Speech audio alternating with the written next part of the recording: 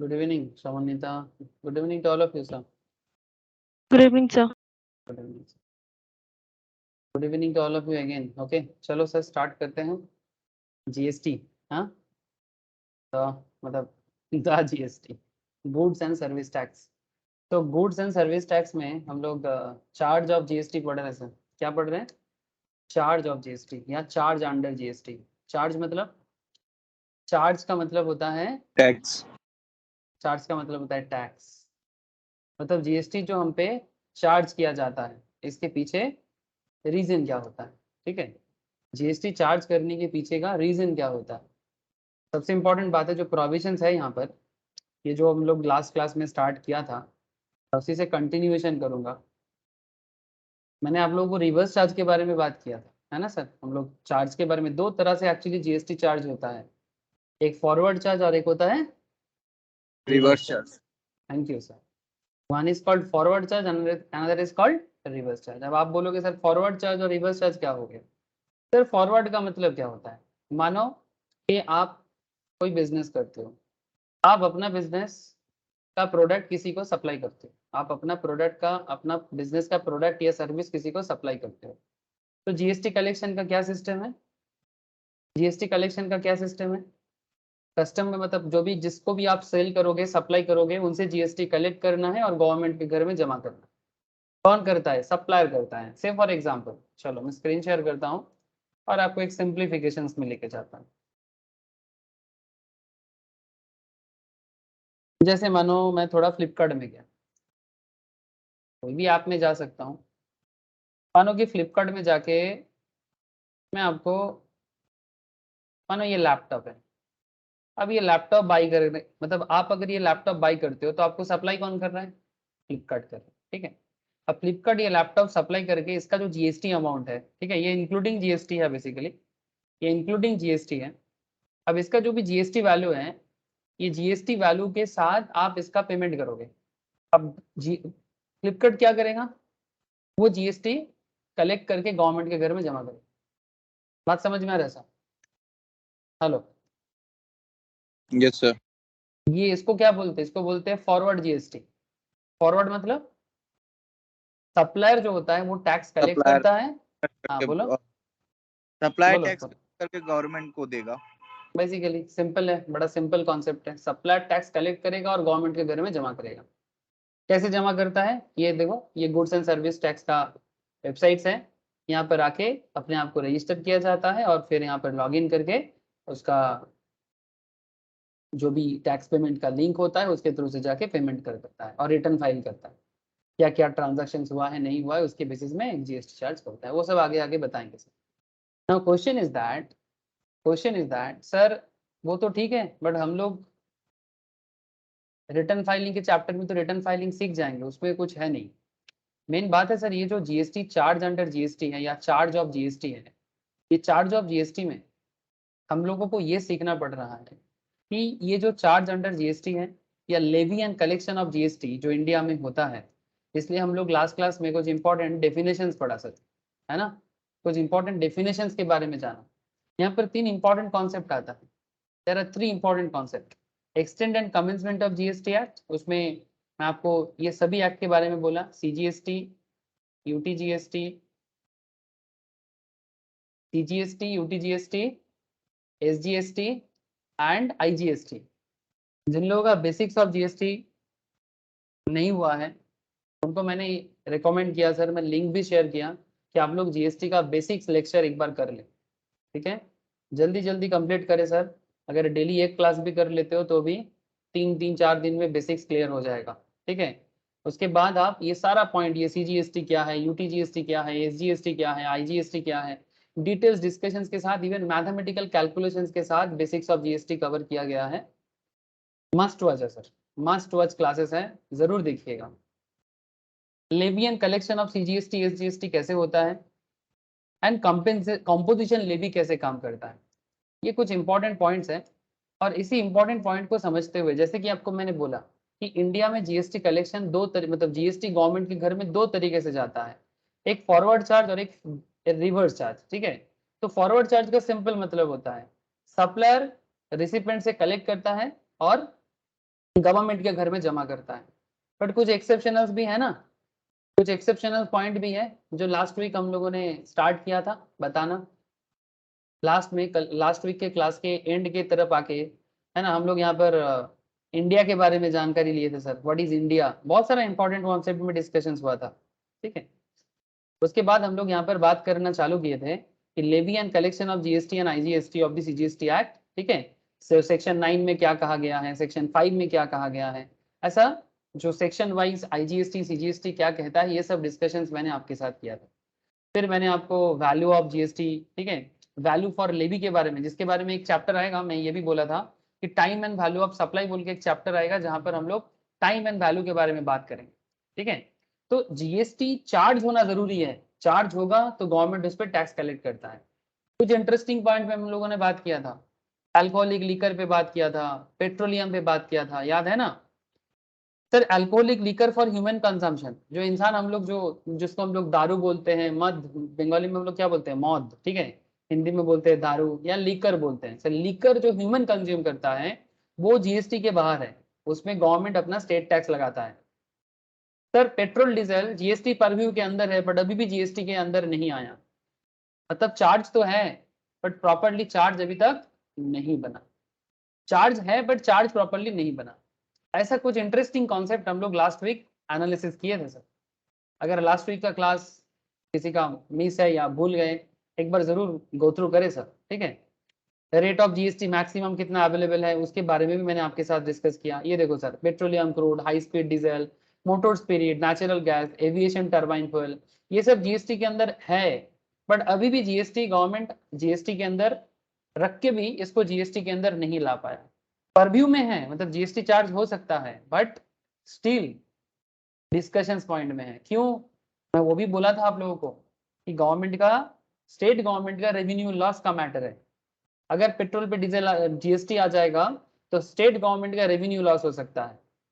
ये सब चक्कर में पेट्रोल डीजल वगैरह में, नेचुरल गैस वगैरह में अभी भी जीएसटी नहीं है, स्टेट वैट लगता है सर। तो इसका मतलब क्या, चार्ज है पर चार्ज है नहीं, क्योंकि जब तक चार्ज नहीं क्रिएट होगा आप जीएसटी चार्ज नहीं कर सकते, बात समझे, ठीक है। जब तक चार्ज नहीं क्रिएट होगा आप जीएसटी कलेक्ट नहीं कर सकते। और फिर हम लोगों ने एक बहुत ही पसंदीदा कॉन्सेप्ट जो था, एक बहुत ही इंटरेस्टिंग कॉन्सेप्ट था, रिवर्स चार्ज मैकेनिज्म पे बात करना चालू किए थे। रिवर्स चार्ज का मतलब तो आपको पता ही है, फॉरवर्ड चार्ज का ऑपोजिट। इसमें क्या होता है, फॉरवर्ड चार्ज के ऑपोजिट में क्या होता है, याद है ना सर सबको, बताओ एक बार, क्या होता है रिवर्स चार्ज में।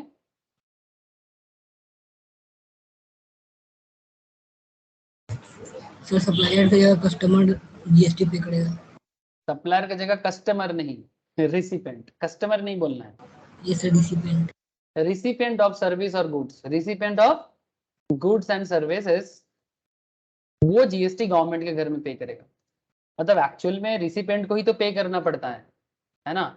अगर आप दुकान में जाते हो, एक सिंपल एग्जांपल, आप कोई दुकानदार के पास जाके कोई प्रोडक्ट बाय करते हो तो आप कौन हो, सप्लायर हो कि रिसिपेंट हो। जैसे अगर हम रिसिपेंट।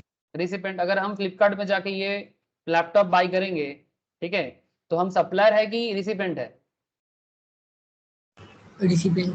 हम रिसिपेंट है, ठीक है। तो अब जीएसटी हमें ही पे करना पड़ता है, मतलब जीएसटी मेरे ही पॉकेट से जाएगा क्योंकि मैं रिसिपेंट हूँ। लेकिन नॉर्मल तौर पे क्या होता है, इन नॉर्मल कॉन्सेप्ट में, रेगुलर कॉन्सेप्ट में क्या होता है, हम फ्लिपकार्ट को देंगे, फ्लिपकार्ट गवर्नमेंट को देगा। बट रिवर्स चार्ज में क्या होता है, रिवर्स चार्ज जहां एप्लीकेबल होता है वहां क्या होता है, रिसिपेंट अपने पॉकेट से डायरेक्टली गवर्नमेंट को देगा। Is this point clear sir. Recipient अपने पॉकेट से डायरेक्टली गवर्नमेंट को जमा करेगा, मतलब पूरा लीगल कॉम्प्लायंस, जो टैक्स जमा करने का, जो जीएसटी का जो कॉम्प्लायंस एरिया है, वो सारा का सारा रिसिपेंट को, गुड्स जो रिसीव कर रहा है या सप्लाई सर्विस जो रिसीव कर रहा है उसे ही मेंटेन करना पड़ेगा। इसके ऊपर बेस करके मैंने आप लोगों को लास्ट वीक कुछ इंपॉर्टेंट एग्जाम्पल भी दिया था और उसका रीजन भी बताया था। एग्जाम्पल के लिए एक गुड एग्जाम्पल था, एक बहुत अच्छा एग्जाम्पल था, जैसे supplies of goods reverse charge mechanism में जो अवेलेबल है, section 9 subsection 3 of CGST and section 5 subsection 3 of IGST act में जो बोला गया है, supplies of goods taxable under reverse charge, that is supply of the goods where tax is payable by the recipient, tax सरकार के घर में recipient पे करता है। ऐसा एग्जाम्पल में goods like cashew nuts. Cashew nuts मतलब जिसको हम लोग क्या बोलते हैं हिंदी में या बंगाली में? काजू। हाँ सर, काजू काजू सर, काजू। तो कैश्यू नट्स जो नॉट सेल्ड है और पील्ड है, नॉट सेल्ड और पील्ड, मतलब देखा आप लोग कभी कैश्यू नट्स कैसा देखने में होता है? कैश्यू नट से कैश्यू, यस सर हाँ, कैश्यू नट्स का जो देखे ऊपर में बीज सेव होता टाइप है, रहता है और नीचे में हाँ काजू आता है। हाँ सर, वो फ्रूट्स है, उसको उसको क्या बोलते हो फ्रूट्स को? नाम नहीं पता है। ये देखो, हम लोग के उधर इसका खेती, हम लोग के घर पे इसका पेड़ भी था। ये देखो, ये देख रहे हैं सर, ये देखिए, इसको हम लोग लोकल लैंग्वेज में आई डोंट नो आप लोग अपनी लोकल में क्या बोलते हो, इसको खाया जाता है सर। मीठा होता है, बट मिठास के साथ साथ ना इसमें थोड़ा सा ना कसापन होता है। कसा को क्या बोलते हैं रे? मतलब इट्स लाइक कसा ने इसको क्या बोलते हैं हिंदी में? कसा बोलते हैं क्या? कड़वा। कड़वा, हाँ, थोड़ा कड़वानेस होता है, मतलब मीठा है, मतलब इट्स स्वीट। ये जो फ्रूट्स है, कभी खाए हो आप लोग किसी ने भी ये वाला फ्रूट कभी सर ट्राई ये किया? है क्या सर? हाँ, बोलो सर सर। क्या है? काजू काजू ये काजू है, तो नीचे में काजू लटका हुआ है, ऊपर में उसका ये फल है। काजू नहीं दिख रहा है आप लोगों को? यही तो है काजू। सर काजू के ऊपर क्या है सर? अरे वही तो, काजू एक्चुअली उसका नट्स है, बीज है उसका, और ये फ्रूट है, फ्रूट के बाहर उसका बीज है, उसके अंदर जो उसका जो बीज है ना वही काजू है, और ये फ्रूट्स है। नॉर्मली समुंदर एरिया में ज्यादा खेती होता है इसका। समुंदर का जो साइड में जो रेत होता है ना, सैंड, मतलब समुंदर साइड में जो बाली अड़ी बोलते हैं हम लोग उसको, मतलब बालू का जो रेत होता है, वहां पर सबसे ज्यादा काजू होता है। इंडिया में उड़ीसा छत्तीसगढ़ साइड में काजू का प्रोडक्शन अच्छा होता है। हमने बंगाल में दीघा, उड़ीसा लाइन में अच्छा काजू का पेड़ बनता है सर। ऑक्शन में काजू का जो गार्डन होता है उसको गवर्नमेंट से परचेज करना पड़ता है, और फिर काजू उगा के हम लोग हम लोग के वहाँ पर भी ऐसा कुछ गार्डन होता था, हम लोग नेटिव जहाँ पर है, तो हम लोगों को अंदर जाने के लिए बोलता था, तो हम लोग ये फ्रूट्स हम लोग को दे देता था। ये जो फ्रूट्स है ना, ये फ्रूट्स खाने के लिए कोई मना नहीं था, जितना मर्जी खाओ, जितना मर्जी घर लेके जाओ, लेकिन ये जो बीज है ना, ये उन लोगों को दे दो, बिकॉज इसी का तो बिजनेस होता है। तो इससे नॉर्मल वे में अगर कभी आप लोग काजू निकालने का सोचोगे ना, नॉर्मल तरीका में, तो इसको क्या करना पड़ता है जानते हो आप लोग? हाँ, इसको आग में जलाना पड़ता है। आग में जला के हम लोग क्या करते थे, मुझे याद है बचपन में सर, वो मिट्टी का चूल्हा होता था। तो मिट्टी का जो चूल्हा होता था, मिट्टी के चूल्हा के अंदर जो लास्ट में जो राख होता था, जो अंगार लास्ट में जलता था, लकड़ी से होता था ना, तो हम लोगों के घर में ऐसे लकड़ी का बिजनेस था बोल के, लकड़ी हम लोगों के घर में अवेलेबल होता था, तो लकड़ी जल के लास्ट में जो उसका जो कोयला जैसा बन जाता था, उसका जो अंगार होता था, उसमें इसको हम लोग सेकते थे। फिर उसको सेकने के बाद उसको थोड़ा सा कोई मतलब भारी कोई लोहा का चीज से उसको तोड़ना पड़ता है, और उसके अंदर से काजू निकल के आता है। मतलब ये नॉर्मल प्रोसेस है, मतलब it's a traditional way, but आजकल तो मशीन कॉन्सेप्ट आ गया है, बट कॉस्टली होता है। काजू से काजू निकलना इतना आसान नहीं होता, समझ रहे हो सर? तो नॉर्मली ट्राइबल बेल्ट्स में ये सब काजू बहुत अच्छे से बनता है, और उस इस फ्रूट्स का नाम हम लोग तो भैला बोलते हैं। आई डोंट नो बाकी एरिया में क्या नाम से इसको बोला जाता है, हम लोग इसको भैला बोलते हैं। हम लोग बोलते थे भैला का बागान, ठीक है, सर दूसरे, इसको खा सकते हैं? हाँ खा सकते हैं सर, कोई कोई प्रॉब्लम नहीं, आराम से खा सकते हैं। थोड़ा कड़वापन के साथ स्वीटनेस है, मतलब स्वीटनेस के साथ हल्का कड़वापन, अच्छा लगता है। बचपन में तो अच्छा लगता था, बट पता नहीं अभी कैसा लगेगा। आज इतना मार्केट में इतना अवेलेबल नहीं होता ये खाने के लिए, बट जिसको खाना है वो खाता है। हम लोग खाते थे, बच्चा अच्छा लगता था, और थोड़ा बहुत चोरी करते थे। एक्चुअली गवर्नमेंट गार्डन होता था ना, तो चोरी करने पड़ता था। तो इसका ना ये काजू को इस हालत से निकाल के फिर इसका जो काजू का जो अंदर जो काजू है, अगर आप उसको निकाल लेते हो ना, फिर उससे ना बहुत अच्छा सब्जी भी बनता है। ठीक है, काफी मतलब मेहनत का है, कभी यूट्यूब में देख सकते हो।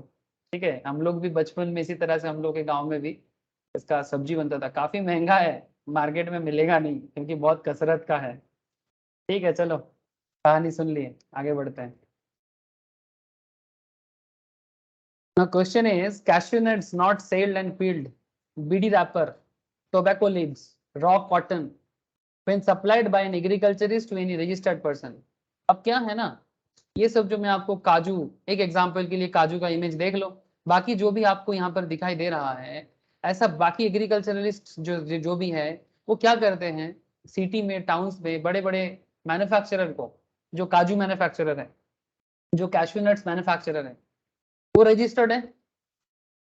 तो यहाँ पर सप्लायर कौन होता है? सप्लायर नॉर्मल केस में विलेजर्स होते हैं, विलेजर्स होता है या फिर एग्रीकल्चरलिस्ट होता है। इनसे गवर्नमेंट जीएसटी चार्ज नहीं करता, इनसे गवर्नमेंट मतलब बेसिकली एग्रीकल्चरिस्ट से जीएसटी चार्ज नहीं किया जाएगा, रजिस्टर्ड पर्सन जो है उनसे लिया जाएगा, जिनको सप्लाई किया जा रहा। ठीक है, तो रिसिपेंट जो है उसी से पॉकेट से ही जीएसटी जाना चाहिए। तो रिसिपेंट क्या करता है, जो रजिस्टर्ड काजू का मैन्युफैक्चरर है, या फिर जो रजिस्टर्ड कॉटन का मैन्युफैक्चरर है, या फिर जो रजिस्टर्ड बीड़ी का, बीड़ी रैपर का, बीड़ी का बिजनेस बहुत पॉपुलर है सर विलेज एरिया में, बीड़ी पत्ता का। ठीक है, टोबैको बीड़ी रैपर का बहुत है, चलता है सर। टेंडू लीव्स बोलते हैं बीड़ी पत्ते को, टेंडू लीव्स बोलते हैं। क्या लीव्स बोलते हैं? टेंडू लीव्स। देखा कभी? ये भी ट्राइबल बेल्ट में छत्तीसगढ़ उड़ीसा में बहुत चलता है सर। करोड़ों का मार्केट है, छोटा मोटा नहीं है सर, करोड़ों का मार्केट है। You can see it here, ये देखो किस तरह से गांव के विलेजर्स लोग काम कर रहे हैं। तो ये विलेजर्स या एग्रीकल्चरलिस्ट जो भी हैं, ये जो बड़े बड़े कंपनीज होते हैं बीड़ी का, ठीक है, जो इनसे लेके मैन्युफैक्चर करके मार्केट में बेचता है। ये देखो GST of 18% on tendu leaves, how it will impact tribals. ठीक है, देखो इसके ऊपर एक आर्टिकल भी निकला था। ठीक है, तो बेसिकली ट्राइबल बेल्ट्स में ये होता है। तो it's a big thing, it's a big business, पैसा बहुत है, नशा का चीज है ना। 3 प्रोडक्ट में आता है। सिल्क यार्न, सिल्क यार्न देखे हो? सिल्क यार्न के ऊपर बहुत बिजनेस होता है। सिल्क यार्न इतना आसान नहीं होता, सिल्क यार्न ट्राइबल बेल्ट में होता है। जैसे मानो एक दिखाता हूँ मैं आपको, आसाम सिल्क। आसाम सिल्क बहुत फेमस माना जाता है, सिल्क यार्न इन आसाम। ठीक है, ये देखो, ये सिल्क यार्न से सिल्क निकालना कोई नॉर्मल काम नहीं है। ये देखो सर, हाथ से, ये देखो इस तरह से कलेक्ट करना पड़ता है। It's a very lengthy process, it's a very lengthy process sir. ये देखो लेंदी प्रोसेस है और बहुत मेहनत का काम है, तब जाके ऐसा सिल्क मिलता है। हम लोग जो दुकान में जो साड़ी देखते हैं, सिल्क साड़ी, ठीक है, डिफरेंट काइंड ऑफ सिल्क का साड़ी देखते हैं, कपड़ा देखते हैं, इट्स लुक देखने में बहुत अच्छा लगता है, बट इसको मैन्युफैक्चर करना, इसको रेडी करना, ठीक है, फिर इसमें कलरिंग करना, ठीक है, काफी मेहनत का काम है।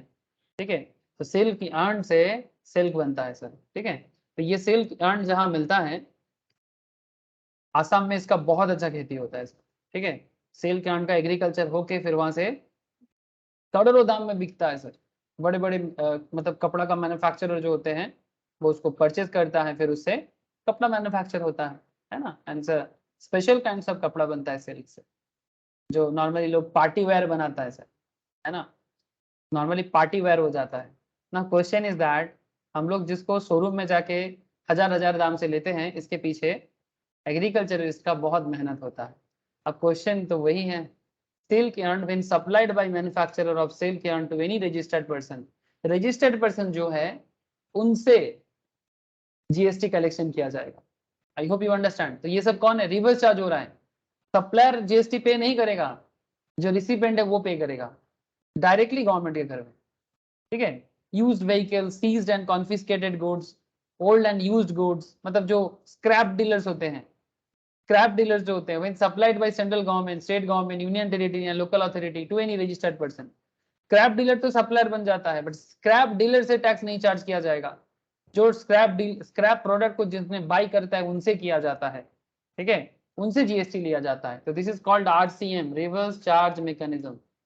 ठीक है, तो यहाँ पर एक लंबा लिस्ट है, supply of service taxable under reverse charge under section 9 subsection 3 of the CGST act, service tax where payable by the recipient.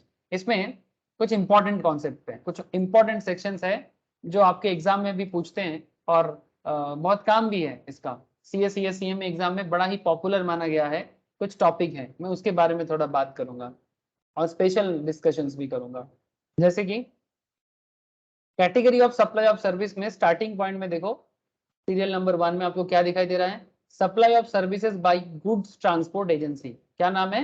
ये नोट्स जिसके पास नहीं है मैं आज उनको शेयर करूंगा, तो आप लोग इसके मेरे क्लास के बाद इसको गो थ्रू कीजिएगा।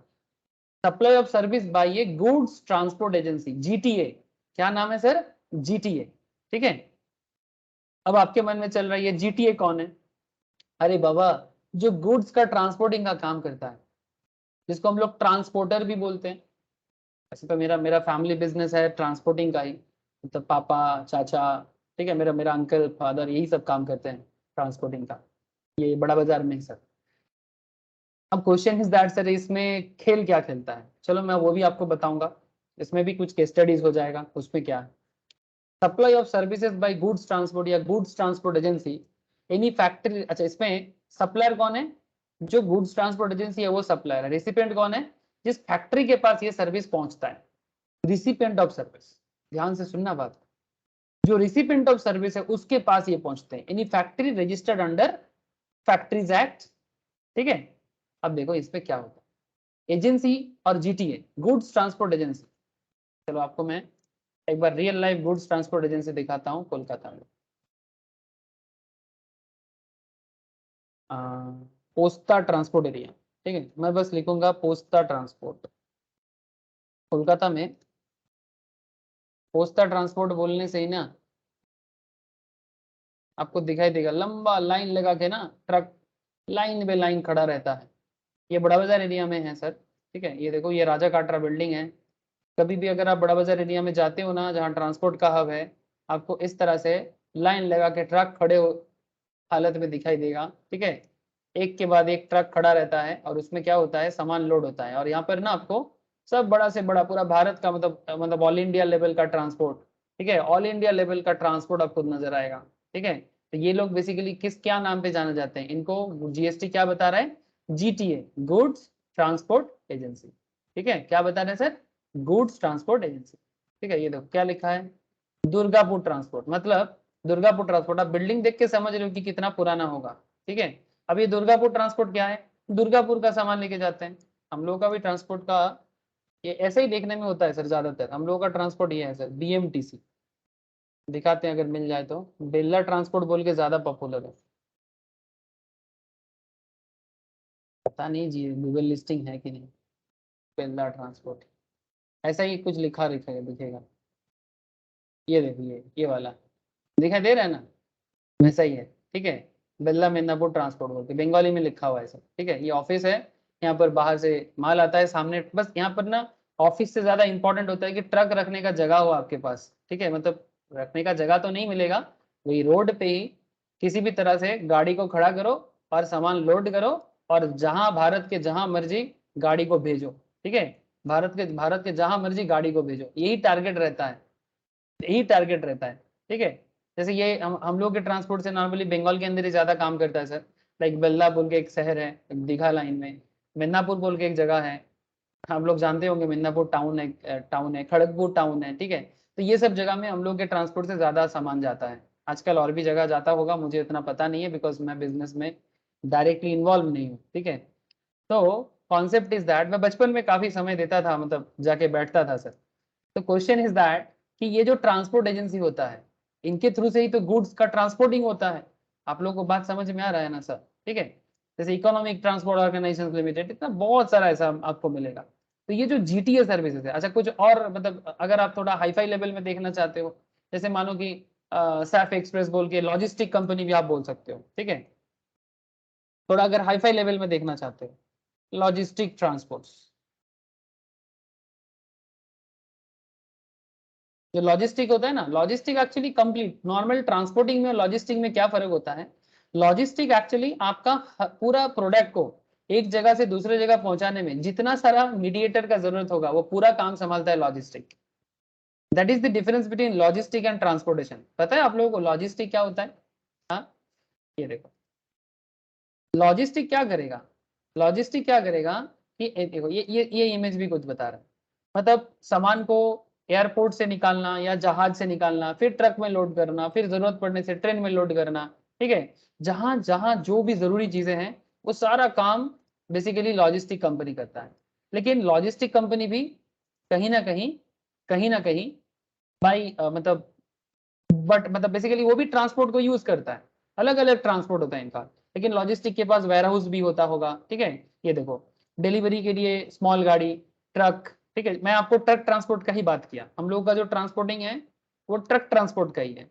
टैंकर से जो जहाज से सामान आएगा, ठीक है, तो एक एक जगह से, ठीक है। ये देखो एयरप्लेन पे आएगा, डिलीवरी होगा, ट्रक पे जाएगा, टैंकर पे आएगा, फिर उसको ट्रांसपोर्ट करना, फिर लोडर में लोडिंग करना, फिर वेयर हाउसिंग करना, फिर शिपिंग करना, पैकेजिंग करना, एक एक कंप्लीट लेवल में एक लॉजिस्टिक कंपनी काम करता है।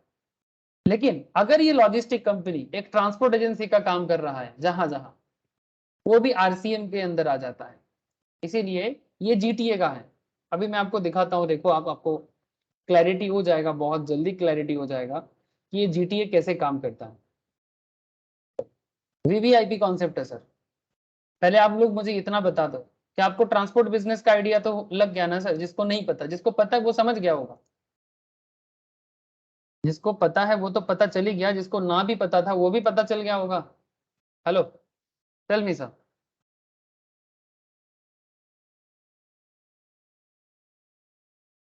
अरे पता चला कि नहीं चला, बोलो। हेलो,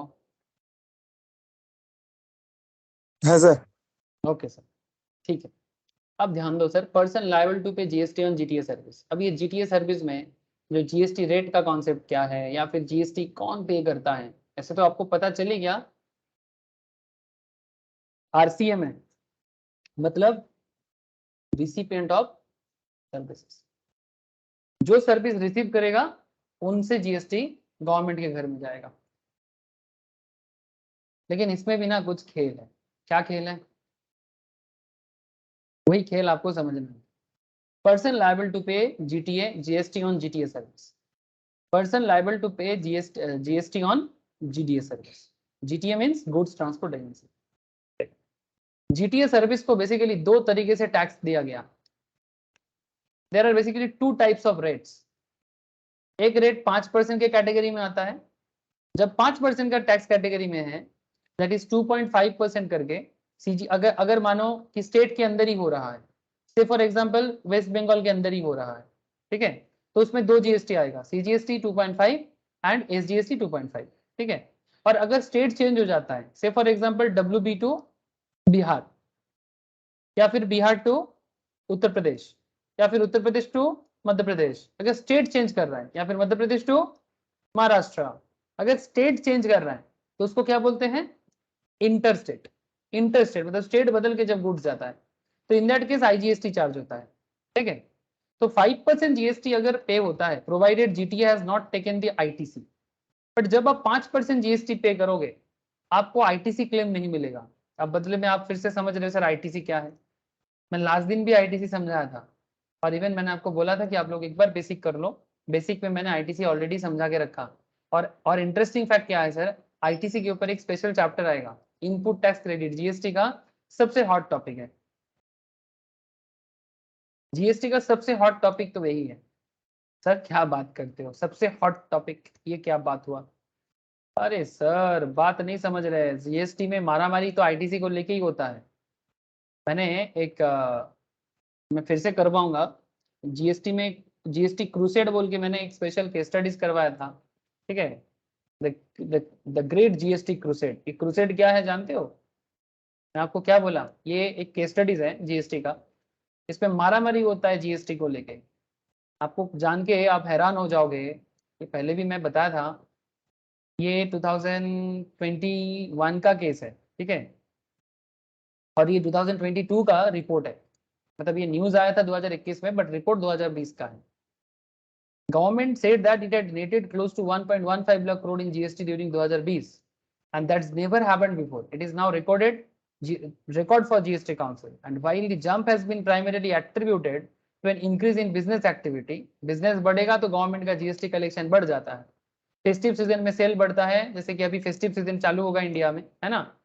दुर्गा पूजा आ रहा है सर, गणेश पूजा से चालू हो ही गया, ठीक है. अब विश्वकर्मा पूजा आएगा, फिर नवरात्रा चालू होगा महालया से, है ना. उसके बाद दिवाली, है ना. अब फिर भाई दूज, है, चलता रहेगा, छठ चलता रहेगा सर, ठीक है. तो अभी पूरा एकदम अप टू दिसंबर तक, जनवरी 1 जनवरी तक एकदम पूरा एकदम फुल फोर्स फेस्टिव सीजन. अब इंडिया का फेस्टिव सीजन है, बिजनेस बनेगा सर. तो इस टाइम पे क्या होता है, गवर्नमेंट का कलेक्शन बढ़ता है. बट गवर्नमेंट ऐसी सिचुएशंस में 7,000 ऑफेंडर्स को भी ढूंढा था 2020 में. 7,000 offenders and arrested 187 individuals, 187 individuals को पकड़ा था. क्यों जानते हो? क्योंकि ये लोग आईटीसी में घोटाला किया था.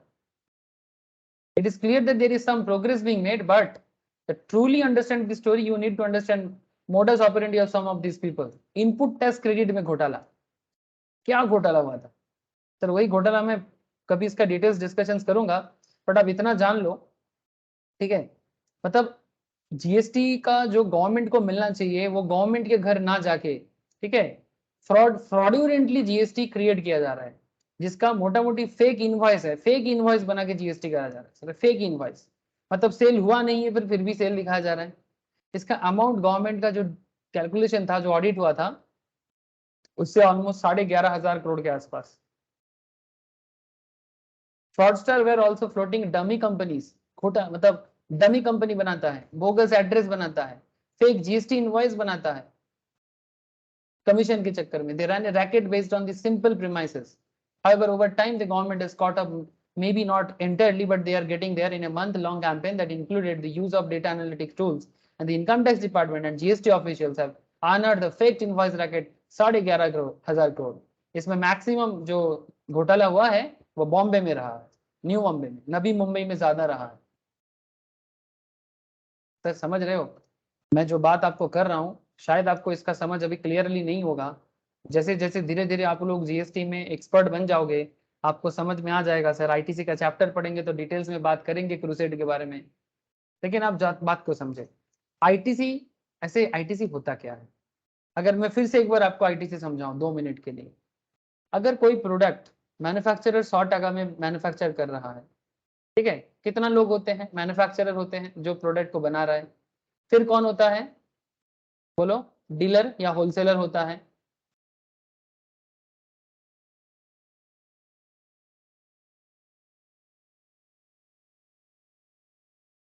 मैन्युफैक्चरर रहेगा, डीलर या होलसेलर रहेगा, फिर डीलर होलसेलर से रिटेलर के पास जाएगा, और फिर रिटेलर से कस्टमर के पास, है ना.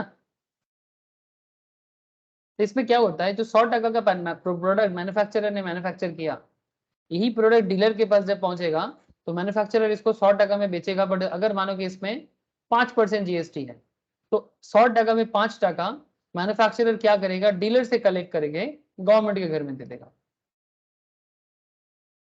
अब डीलर के पास ये प्रोडक्ट 100 में पहुंचा है, अब डीलर क्या करेगा? इसके अंदर प्रॉफिट ऐड करेगा.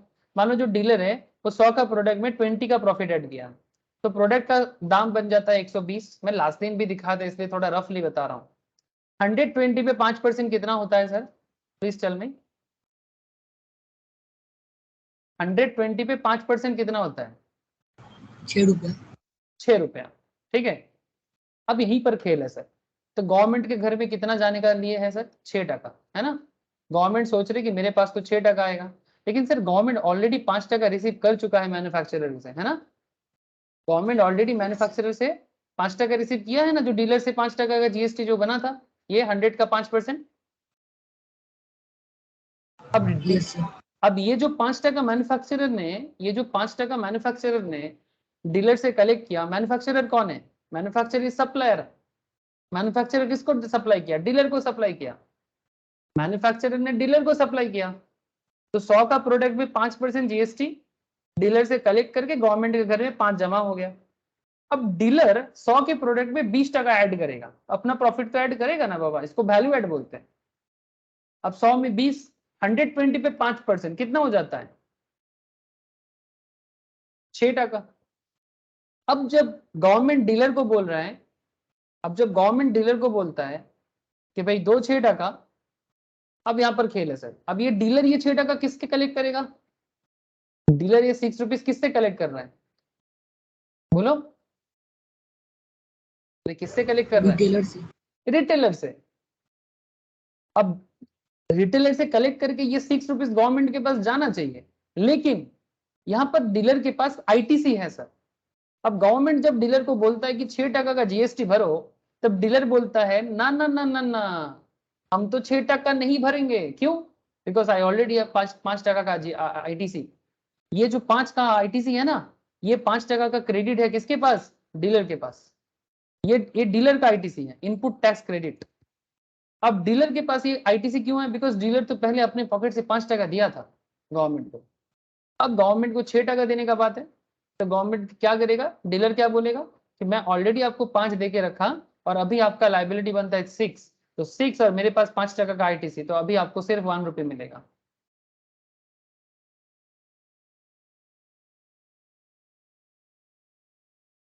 तो ये 5% क्या है? इनपुट क्रेडिट है। क्लियर हुआ ना बात? अब देखो, रिटेलर से ये सेम प्रोडक्ट कस्टमर के पास जाएगा।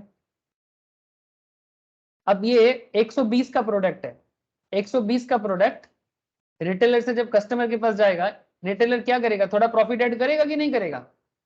अरे बोलो ना। 120 में अच्छा 20 से ज्यादा करेगा। डीलर अगर 20% प्रॉफिट करता है, रिटेलर उससे ज्यादा करेगा, ये सर नो? 20 रुपया 140। 20 क्यों? 30 करना चाहिए, क्योंकि रिटेलर का सेल अमाउंट कम होता है ना। 20 क्यों? 20 डीलर है, ये होलसेलर है। होलसेलर अगर 20% ऐड करेगा, तो रिटेलर कम से कम 30 रुपीज तो ऐड करना ही है, और भी ज्यादा कर सकता है depending on the market. Now question क्या है? नाउ क्वेश्चन इज दैट कि 120 पे 30 रुपीज ऐड कर दो, कितना होता है? 150। Good evening sir. हाँ, गुड इवनिंग साइंस। 120 पे 30 ऐड करने से कितना होता है? 150। अब ये 150 का प्रोडक्ट पे जीएसटी चार्ज होगा कितना? 5%। कितना होता है? 7.5। 7.5। कस्टमर से कितना लिया जाएगा? 7.5। 7.5 नहीं, 150। 157.5। हाँ, कस्टमर कितना देगा? 157.5 है ना? 158 देगा, वो ले लेता है पूरा। हाँ 158 लेगा, पूरा ले लेता है।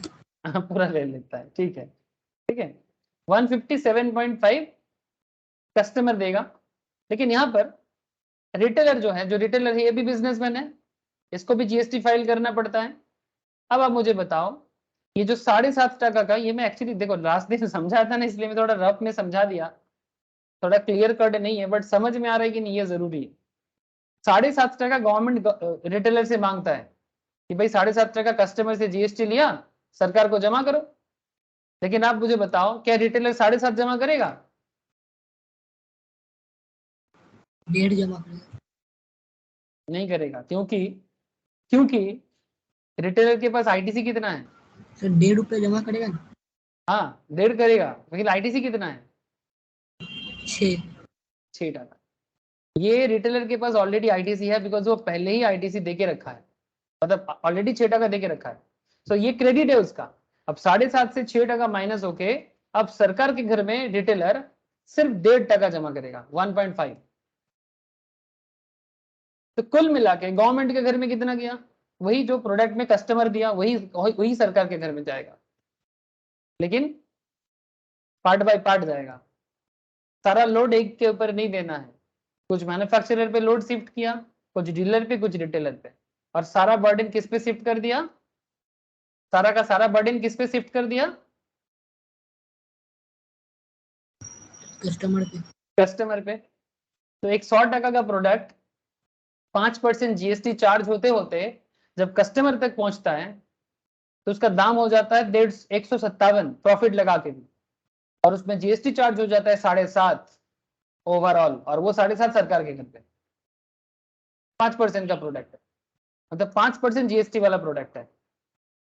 अब आई होप कि आईटीसी का नॉलेज क्लियर है। बाकी डिटेल्स जब आईटीसी चैप्टर पढ़ेंगे आईटीसी रिलेटेड और भी बातें करेंगे सर। ये एक बेसिक आइडिया था, और अगर आप बेसिक करोगे एक बार, बेसिक्स ऑफ जीएसटी जल्दी कर लो सर, बेसिक्स ऑफ जीएसटी, वहां पर भी मैंने आईटीसी का डिस्कशन करके रखा। लेकिन मैंने यहाँ पर क्यों बोला, बिकॉज मैं आपको क्या बताना चाहता हूँ कि अगर आप गुड्स एंड जीटीए सर्विसेज हो, मतलब गुड्स एंड मतलब अगर आप गुड्स ट्रांसपोर्ट एजेंसी चलाते हो और अगर आप 5% जीएसटी पे करते हो, ठीक है, तो फिर आपको आईटीसी का बेनिफिट नहीं मिलेगा। सर ये 5% लगेगा कब, ऐसा कुछ दिया नहीं है। हाँ 5% जितना का प्रोडक्ट का सर्विस का जितना प्रोडक्ट का ट्रांसपोर्टिंग होगा उसके ऊपर 5% का GST.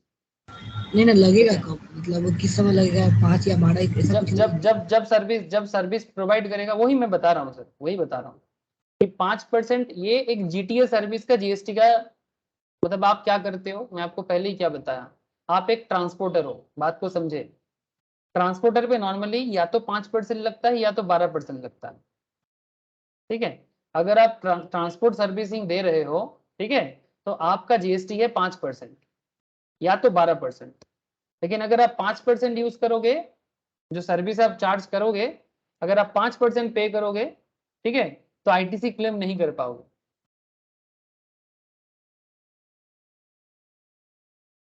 Provided GTA has not taken the ITC, अगर आईटीसी नहीं लेते हो तो 5% गवर्नमेंट के घर में डायरेक्ट जमा करो, बट सर आईटीसी क्लेम के बारे में बात मत करना।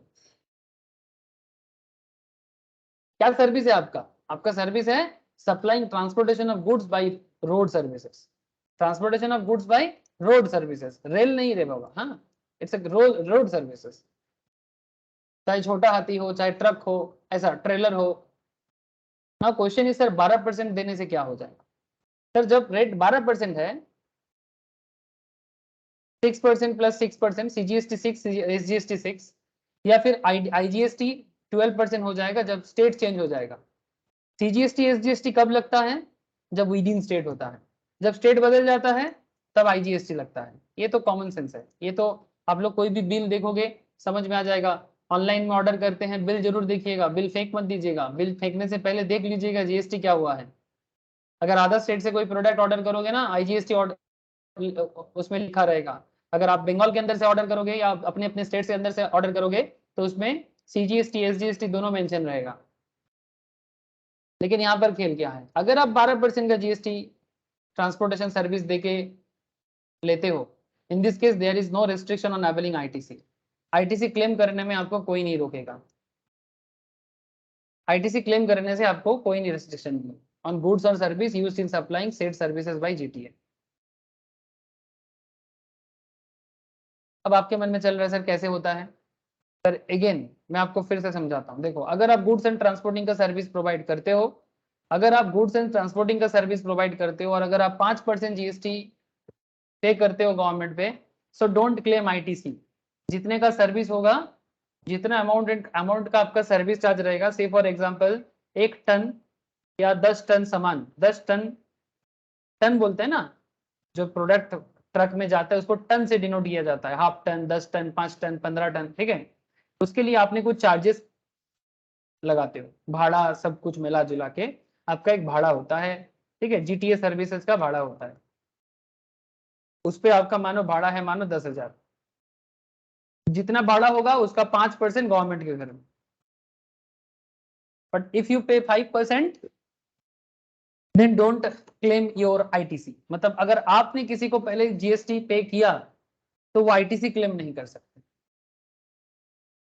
लेकिन अगर आप 12% का सर्विसेज प्रोवाइड करते हो, मतलब मानो 10,000 का जीएसटी है, सॉरी 10,000 का सर्विस है और आप 12% का जीटीए सर्विसेज का जीएसटी पे करते हो, तो 10,000 का 12% कितना हो जाएगा, 1200। 1200। अब मानो कि आपने आपका 1200 का जीएसटी गवर्नमेंट के घर में गया, लेकिन आपने आपने जब किसी को पेमेंट किया था जीएसटी, आप कौन हो, आप ट्रांसपोर्ट एजेंसी हो। अगर मानो कि आपका प्रीवियसली जीएसटी पेमेंट किया हुआ है 12% रेट में ही, या फिर किसी और रेट में भी हो सकता है, से फॉर एग्जांपल आपने पहले 1000 रुपीज का कोई जीएसटी पे किया है बिजनेस के कारण, तो आपके पास 1000 का आईटीसी है, अब 1200 का जीएसटी आप पे लागू होता है 12% के केस में, लेकिन अगर आपके पास 1000 का पुराना जीएसटी का आईटीसी है, मतलब आपने किसी को किसी सर्विस के कारण पे किया था, तो अब आपको क्या मिलेगा? किसी दूसरे गुड्स का भी चलेगा? हाँ हाँ, कोई भी गुड्स का चलेगा, कोई भी जीएसटी चलेगा, कोई भी जीएसटी चलेगा, सीमित, लेकिन आपके बिजनेस एक्टिविटी की तरह हो, मतलब अंदर होना चाहिए वो चीज, मतलब जो कुछ भी आप कर रहे हो वो बिजनेस एक्टिविटी के अंदर होना चाहिए, पर्सनल एक्टिविटी नहीं सर, बिजनेस एक्टिविटी होना Yes. चाहिए, मतलब जो पर्टिकुलर बिजनेस आप कर रहे हो वही बिजनेस के रिलेटेड कोई जीएसटी, ठीक है। अगर आपके पास ऐसा कुछ मानो 1000 का आईटीसी जमा हुआ है, तो 1200 से 1000 माइनस हो जाएगा और आप अभी सरकार के घर में 200 जमा करो। ये बेनिफिट मिलता है जब आप 12% जीएसटी में आ जाते हो, ठीक है। अब नॉर्मली क्या होता है सर, जो बिग ऑर्गेनाइजेशन होते हैं वो 12% के केस में चलता है, लेकिन जो छोटा मोटा ऑर्गेनाइजेशन है ना वो 5% में ही काम करेगा, वो 12% में आएगा ही नहीं, क्योंकि तुम मतलब देखो, ट्रांसपोर्टर जब किसी पे चार्ज करेगा ना 12%, ट्रांसपोर्टर तो ये बेसिकली किसी से चार्ज करेगा, जैसे फैक्ट्री को चार्ज करेगा। अब छोटा मोटा फैक्ट्री देगा 12% जीएसटी? नहीं देगा। एक सिंपल एग्जांपल सोचो ना, जैसे मानो कि हम लोग, मैं जो कोर्स कराता हूँ, एक सिंपल बात कराता हूँ, मैं भी पढ़ाता हूँ, ऐसा कोर्सेस और भी लोग कराते हैं, इसके ऊपर जीएसटी लगता है, प्रोफेशनल कोचिंग में जीएसटी लगता है, इसका भी मैं आगे पढ़ाऊंगा आपको। अब मानो कि मैं जो भी कोर्स फीस है इसमें इसके 18% जीएसटी है, अब अगर मैं इसमें जीएसटी चार्ज करना चालू कर दूं, कितना लोग रेडी रहेगा जीएसटी देने के लिए? बिग क्वेश्चन, यस और नो? समझ में आ रहा है सर बात? Yes. गवर्नमेंट का रूल्स है, प्रोफेशनल कोचिंग कराने से जीएसटी देना पड़ेगा। हाँ, लेकिन वो अलग बात है, मेरा टर्नओवर उस लेवल का नहीं है तो वो प्रॉब्लम नहीं है मेरा, लेकिन प्रोफेशनल कोचिंग जीएसटी परव्यू में है, प्रोफेशनल कोचिंग जीएसटी परव्यू में है, 18% जीएसटी रेट लगता है सर।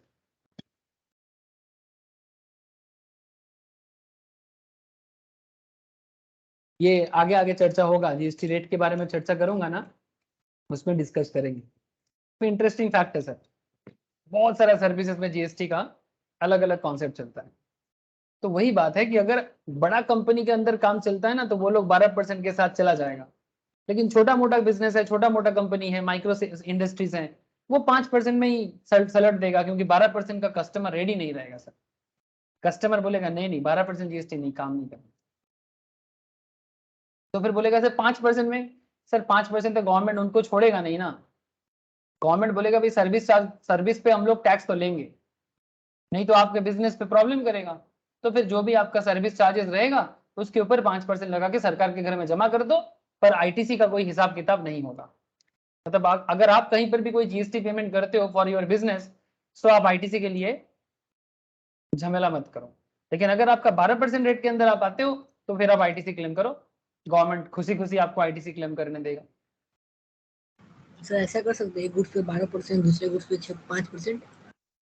अरे बाबा, तुम्हारा सर्विसेज जो है ना, तुम गुड्स पे थोड़ी ना लगा रहे हो, तुम तो अपने सर्विस पे लगा रहे हो, तुम्हारा गुड्स थोड़ी है। तुम इस गाड़ी के अंदर तुम गुड्स लेके जाओगे, ठीक है? मतलब हम वही एक सर्विस देंगे तो उसके 12 सर्विस देंगे नहीं तो उसपे नहीं नहीं सर, ऐसे थोड़ी ना होगा, तुमको पहले से ही रजिस्टर करने पड़ेगा कि तो, मतलब रजिस्टर पहले से रहता है। हाँ, कि तुम्हारा सर्विसेज 12% कैटेगरी में आता है कि 5% कैटेगरी में आता है। अगर तुम Yes. 5% में अभी हो, बाद में 12% में शिफ्ट होना चाहते हो, वो हो सकता है। अभी आपका सर्विस चार्जेस 5% जीएसटी कैटेगरी में है, कल आपका सर्विस चार्जेस 12% में शिफ्ट हो जाएगा, वो हो सकता है।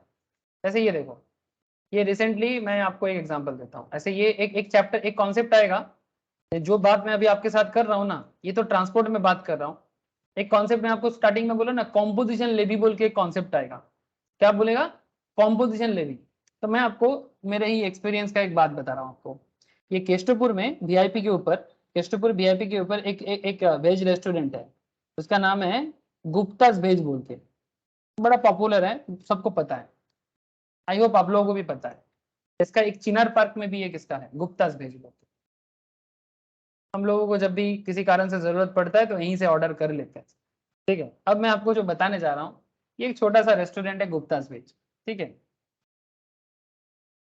अब यहाँ पर खेल क्या है देखो, अब ये गुप्ता पेज आज से 3-4 साल पहले, मुझे जितना याद आ रहा है 3-4 साल पहले, 4 साल में नहीं, 3 साल पहले ये कॉम्पोजिशन में था। मतलब हम लोग यहाँ से खाना ऑर्डर करते थे या खाना मतलब जाके लेते थे, ऑर्डर करना, जोमेटो का अलग रेट होता है, लेकिन रेस्टोरेंट का भी एक जीएसटी चार्जेस होता है।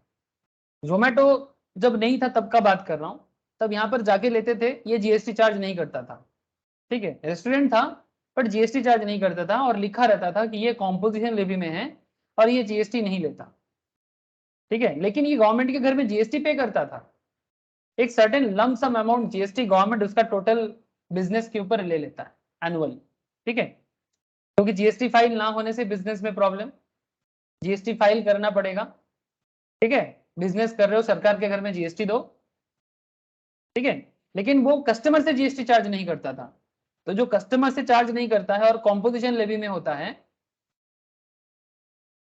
उसको एक प्रॉब्लम है कि वो आईटीसी क्लेम नहीं कर सकता।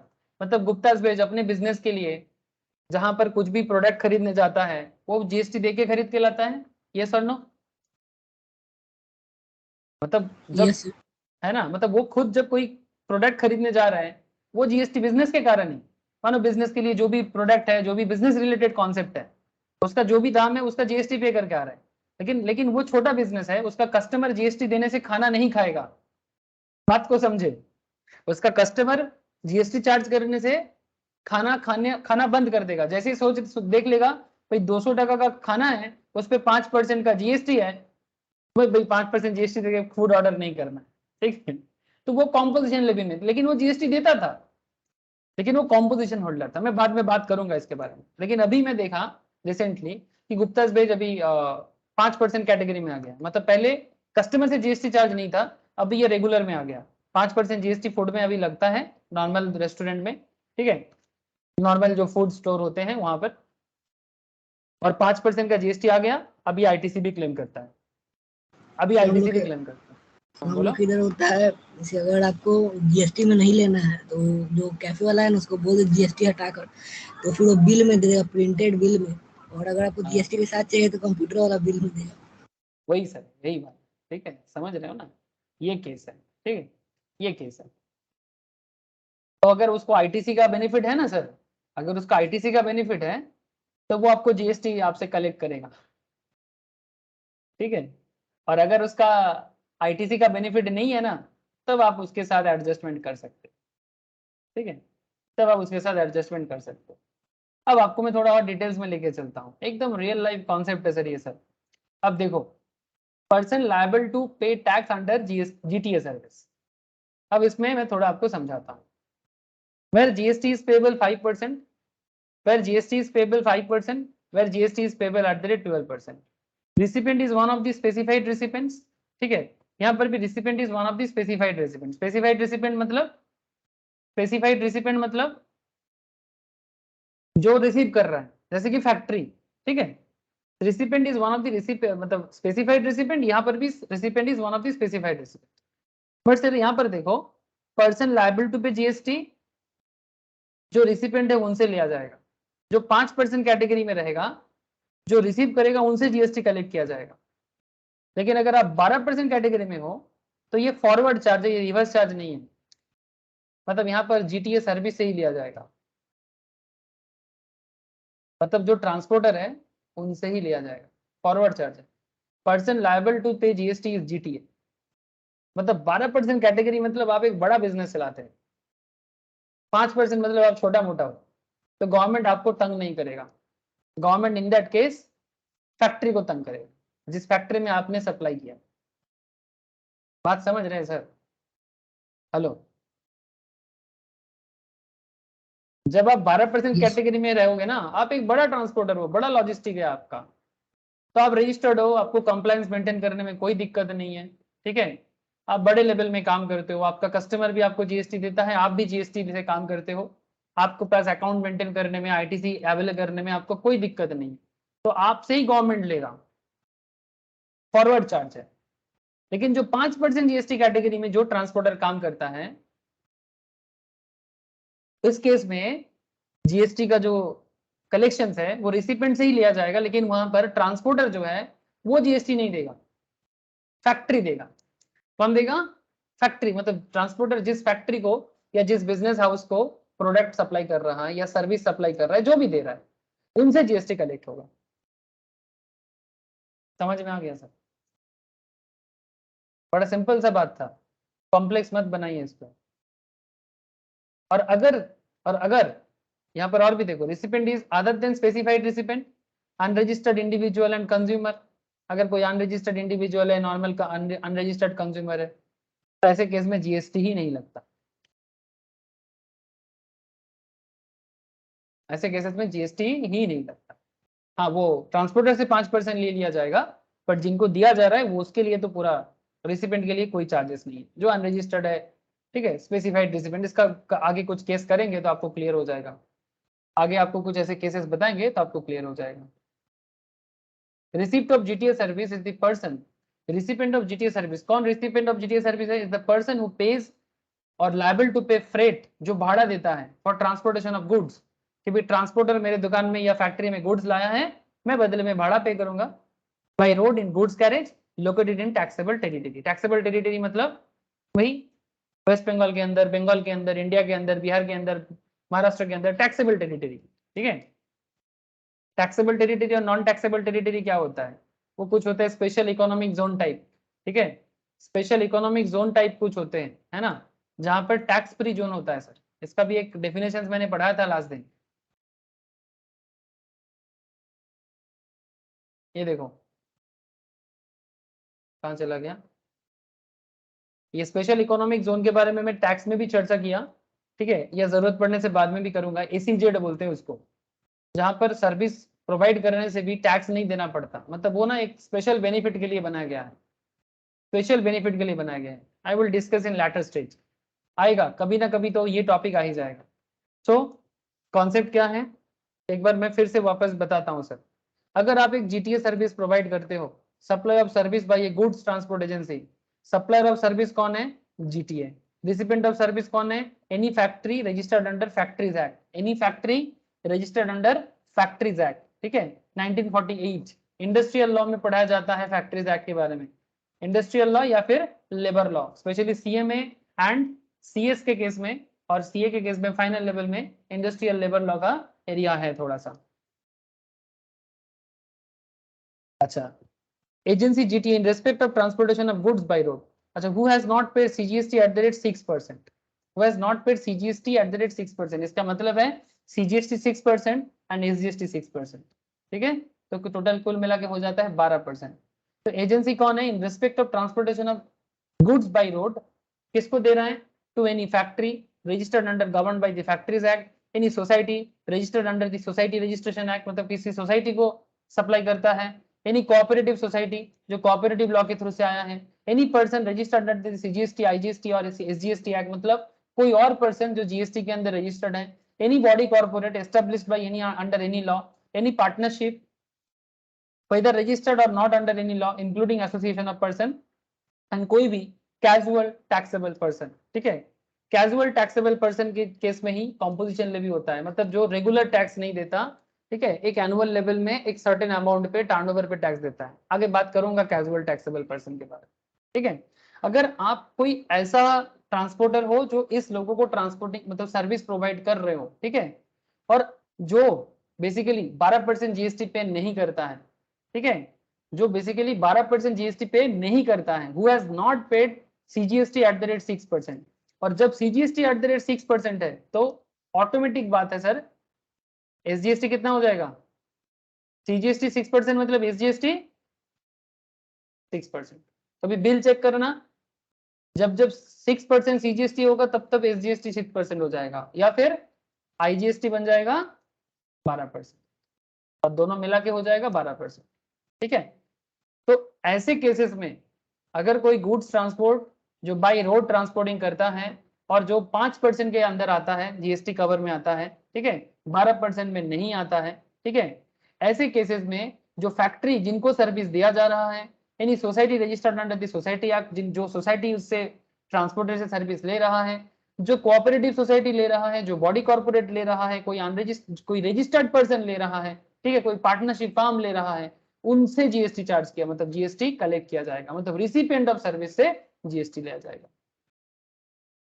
ठीक है। हाउएवर रिवर्स चार्ज मैकेनिज्म, ये आरसीएम है, रिवर्स चार्ज है। सर्विस कौन दे रहा है? सर्विस तो ट्रांसपोर्टर ही दे रहा है, लेकिन जीएसटी कलेक्शन रिसिपिएंट से लिया जाएगा। shall not reverse charge mechanism shall not apply to service provided by GTA by way of transport of goods in a goods carriage by road। किसको देने से नहीं होगा? Department established by central government, state government और union territory। RCM shall not apply to service provided by a GTA by way of transport of goods in a goods carriage by road to किसको दे रहे service? Department established by central government को देगा, state government को देगा, या union territory को देगा, या लोकल अथॉरिटी को देगा, या किसी भी तरह का गवर्नमेंट एजेंसी को देगा, which has taken registration under the CGST Act only for purpose of deducting tax under section 51 and not for making a taxable supply of goods and service। TDS काटेगा, ये बोला ना, deducting tax under section 51। Government agency क्या करता है? TDS काट के tax deducted at source, TDS काट के पेमेंट करेगा आपको। ठीक है। मानो कोई जीटीए, कोई ट्रांसपोर्टिंग एजेंसी जीटीए क्या कर रहा है? किसी गवर्नमेंट ऑफिस में सप्लाई कर रहा है, किसी लोकल अथॉरिटी मतलब म्यूनिसिपल कॉर्पोरेशन को, कोई पंचायत को, ठीक है, कोई डिस्ट्रिक्ट बोर्ड को, कोई कैंटोनमेंट बोर्ड को, इनको लोकल अथॉरिटी कहते हैं ना। किसी लोकल अथॉरिटी को कोई सर्विस दे रहा है, ट्रांसपोर्टिंग सर्विस दे रहा है, तो ट्रांसपोर्टिंग सर्विस क्या करेगा? मतलब लोकल अथॉरिटी या फिर गवर्नमेंट ऑफिशियल्स क्या करेगा? वो टैक्स काट के पेमेंट करेगा, उसको टीडीएस बोलते हैं। ठीक है। तो which has taken registration under CGST Act only for the purpose of deducting tax under section 51 and not for making taxable supply of goods and service। तो ऐसे केसेस में डिपार्टमेंट से जीएसटी कलेक्शन नहीं किया जाएगा। भली सर्विस रिसिपिएंट कौन है? गवर्नमेंट है ना। बात समझ में आया कि नहीं आया? ये एक्सेप्शन बात को समझे। नॉर्मल केस में ट्रांसपोर्ट एजेंसी जिसको सर्विस दे रहा है उससे जीएसटी गवर्नमेंट के घर में जाता है, लेकिन अगर गवर्नमेंट को ही सर्विस दे रहा है तो गवर्नमेंट के घर से नहीं जाएगा जीएसटी, उल्टा गवर्नमेंट टीडीएस काट के जमा करेगा। बोलो सर। मतलब ऊपर वाले में 5% लगा सकते हैं, नीचे वाले में 12%। नीचे वाले में परसेंटेज होगा कि नहीं होगा ऐसा कोई बात नहीं है। नीचे वाले में अगर कोई ट्रांसपोर्ट एजेंसी किसी गवर्नमेंट को सप्लाई कर रहा है ना, इसमें वो 12% होगा कि नहीं होगा ऐसा कोई मैटर नहीं। ठीक है। 5% भी हो सकता है, मतलब उसको लग भी सकता है, नहीं भी लग सकता है, नहीं भी लग सकता है, 5% लग ही सकता है। बट कॉन्सेप्ट इज दैट अगर वो गवर्नमेंट को दे रहे तो गवर्नमेंट क्या हो जाएगा? गवर्नमेंट आरसीएम में नहीं आएगा। मतलब गवर्नमेंट ऐसा नहीं है कि गवर्नमेंट 5% कैटेगरी में रहेगा। हाँ 5 में रह जाएगा। 5% वाला तो रिवर्स चार्ज होगा, जो जिसको देंगे वो चार्ज पड़ेगा, उसको देना पड़ेगा। हाँ तो फिर इसमें तो 5% लगाए नहीं, क्योंकि रिवर्स चार्ज इसमें लगेगा नहीं, गवर्नमेंट तो खुद पे करेगा। ये इसीलिए, ये बेसिकली इसीलिए तो बोला गया, तो खुद पे देना पड़ेगा, इसीलिए तो वो टीडीएस देगा ना यहाँ पर, वो जीटीए यहाँ पर टीडीएस देगा ना, वो ट्रांसपोर्ट एजेंसी गवर्नमेंट ऑफिशियल को टीडीएस देगा और वो टीडीएस गवर्नमेंट जमा करेगा डायरेक्टली, वो जीएसटी के अंदर नहीं रहेगा, वो टीडीएस काटेगा। ठीक है। ये एक्सेप्शन है सर, ये जो बात है ये एक्सेप्शन है। नॉर्मल ट्रांसपोर्ट एजेंसी जब गवर्नमेंट ऑफिशियल्स को या गवर्नमेंट ऑफिशियल किसी ऑर्गेनाइजेशन में सप्लाई करता है तो गवर्नमेंट ऑफिशियल आरसीएम कैटेगरी में नहीं आएगा। ये एक्सेप्शन है, इतना समझ के चलो। ठीक है। कि इस केस में जीएसटी कलेक्शन करके जमा करने का जो मतलब कॉन्सेप्ट है वो आरसीएम में गवर्नमेंट ऑफिशियल्स के ऊपर लागू नहीं होता है, उल्टा वो टीडीएस काट के जमा करता है, उल्टा वो टीडीएस काट के जमा करता है। ठीक है सर। ये है जीटीए की कहानी। ठीक है। इतना देर से जो मैं आपको समझा रहा था ये 5% और 12% का केस जो था ये जीटीए का कहानी। अब आगे और थोड़ा देखे, person liable to pay GST on renting of motor vehicle service. ध्यान से सुने सर, ये भी एक इंटरेस्टिंग है। Person liable to pay GST on renting of motor vehicle service. अगर आप मोटर व्हीकल को रेंट पे देते हो, service by way of renting of any motor vehicle design to carry passenger where the cost of fuel, मतलब जो जलाने का खर्चा है, is included in the consideration charged from the service recipient are taxable at the following two rates। recipient से ही लिया जाता है। ठीक है। रेंटिंग सर्विस में मतलब जैसे मानो ऐसा किस केस में होता है बोले तो, मोटर व्हीकल को पैसेंजर कैरी करने के लिए सर्विस के लिए दे दिया, service by way of renting of any motor vehicle design to carry passenger, मतलब आपके पास कार है, आप किसी को रेंट पे दे दिए और उन पे जो जीएसटी चार्ज हो रहा है वो जीएसटी का जो भाड़ा रहेगा उस भाड़े में आप जीएसटी पे करोगे, जैसे ओला उबेर के केस में आप समझ सकते हो। ठीक है, तो consideration charge from the service recipient are taxable. अब कितना चार्ज करेगा, जैसे ओला उबेर के केस में 5% का जीएसटी रेट आ जाएगा सर, है ना। और जो सर्विस ले रहा है ना, आप उबेर में बैठते हो, उबेर कौन है, उबेर कौन है सर, रेंट पे आपको गाड़ी देता है, ये sir no, hello, yes sir. Service recipient कौन है, जो गाड़ी में हम बैठता लोग है, जो गाड़ी में बैठता है ना। तो क्या बता रहे हैं, जो भी कंसिडरेशन आप पे करते हो उसमें जीएसटी मिला के पे करते हो। तो service recipient taxable at the following two rates, या तो 5% और 12% का यहाँ पर भी होता है। अगर 5% का कलेक्शन होता है तो जो कंपनी 5% जीएसटी चार्ज करेगा, सेम कॉन्सेप्ट है, उसको इनपुट सर्विस का बेनिफिट नहीं मिलेगा, उनको इनपुट सर्विस का बेनिफिट नहीं मिलेगा। ठीक है, और input service in the same line of business. ठीक है, एक बात यहाँ पर, अच्छा और एक बात यहाँ पर देखो, मिलेगा, लेकिन उसमें एक स्पेशल पॉइंट है, 5% का अगर जीएसटी उबर वाले चार्ज करता है, provided supplier of services taken only the limited ITC. Limited ITC मतलब input service in the same line of business, मतलब आप जिस पर्टिकुलर बिजनेस लाइन पे हो उसी लाइन पे अगर आपका कोई आईटीसी है तो सिर्फ उसी आईटीसी को आप यूज कर सकते हो। मतलब बिजनेस पर्पस में अगर आप कोई दूसरा बिजनेस लाइन का जीएसटी कलेक्शन आप कर रहे हो, मतलब जीएसटी का आपका आईटीसी है, उसका बेनिफिट आपको नहीं मिलेगा। तब आप बोल रहे थे ना सर किसी भी तरह का जीएसटी अगर मैं पेमेंट करता हूं तो सारा बेनिफिट मिल जाएगा, लेकिन नहीं सर, इस केस में अगर आप 5% कैटेगरी के ट्रांसपोर्टर से सर्विस जो ले रहा है, तो जो ट्रांसपोर्टर है, मतलब जो रेंटिंग ऑर्गेनाइजेशन है लाइक ओला उबेर, ठीक है, वो सिर्फ अपने ही लिमिटेड कैटेगरी ऑफ जो सर्विस है उसी सर्विसेज का आईटीसी क्लेम कर सकता है। लेकिन जब अगर 12% की कैटेगरी में आ जाएगा तो वो सारा आईटीसी क्लेम कर सकता है। पर supplier of service opts to pay GST at said rate, in this case there is no restriction on availing ITC on goods or service used in supplying renting or motor vehicle service by the supplier of service। मतलब वो किसी भी तरह का ITC claim कर सकता है, या बिजनेस पर्पस के लिए जो भी खर्चा वो कर रहा है, जरूरी नहीं कि सेम लाइन ऑफ बिजनेस पे हो। समझ में आया सर, बोलो। सब बेसिक नॉलेज का एरिया है, ये जो कुछ भी बात हो रहा है ये कुछ भी आउट ऑफ वर्ल्ड नहीं है। आपको ना थोड़ा आसपास में जो होता है, डे टू डे लाइफ में जो होता है उसके साथ जोड़ना पड़ेगा। हम उबेर में चढ़ते हैं, उबेर वाले हमसे जीएसटी चार्ज करते हैं, बोलो।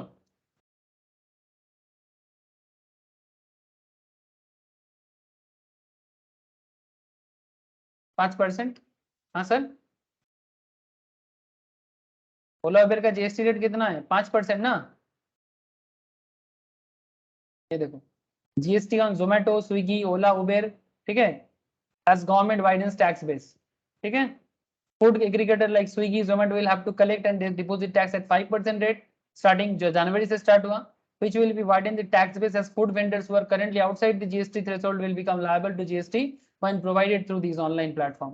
ठीक है, currently restaurant registered under GST are collecting and depositing the tax। Also cab aggregators like Ola, Uber will have to collect 5% goods and service tax for booking 2 or 3 wheeler vehicles effective January 1। Also footwear irrespective of prices will attract 12% of tax from today। Footwear में 12%, ये सब news आया था, ये सब news आया था sir.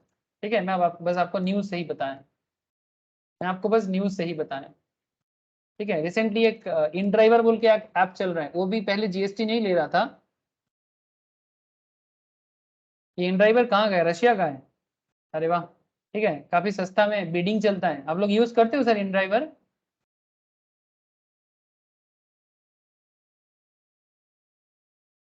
आजकल मुझे पता नहीं था, उस दिन हावड़ा से आने के टाइम पे किसी ने मुझे बताया कि उबेर बहुत चार्ज करता है, आप इन ड्राइवर लीजिए, मतलब ड्राइवर खुद ही बोला। चलो बढ़िया है। ठीक है, ये बेसिकली रशियन कंपनी है। ठीक है सर, समझ में आ रहा है कि नहीं आ रहा है, बोलो। मतलब ये जो कुछ भी आप सोचोगे किसके भी हाथ में सोचोगे, ये रेंटिंग कंपनी के बारे में सोचोगे। Person liable to pay GST on renting of motor vehicle service by way of renting of any motor vehicle designed to carry passenger where the cost of fuel is included in the consideration charge, मतलब जो payment करते हैं from the service recipient are taxable at the following two rates.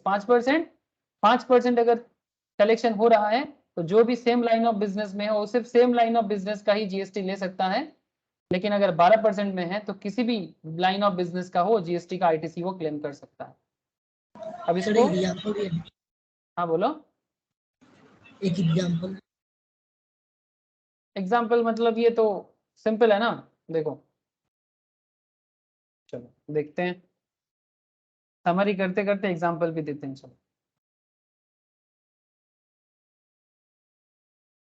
Person liable to pay tax under renting of motor vehicle service, जहां पर GST 5% है, supplier is other than body corporate, अगर supplier body corporate नहीं है और अगर supplier body corporate है, ध्यान से बात को सुनना।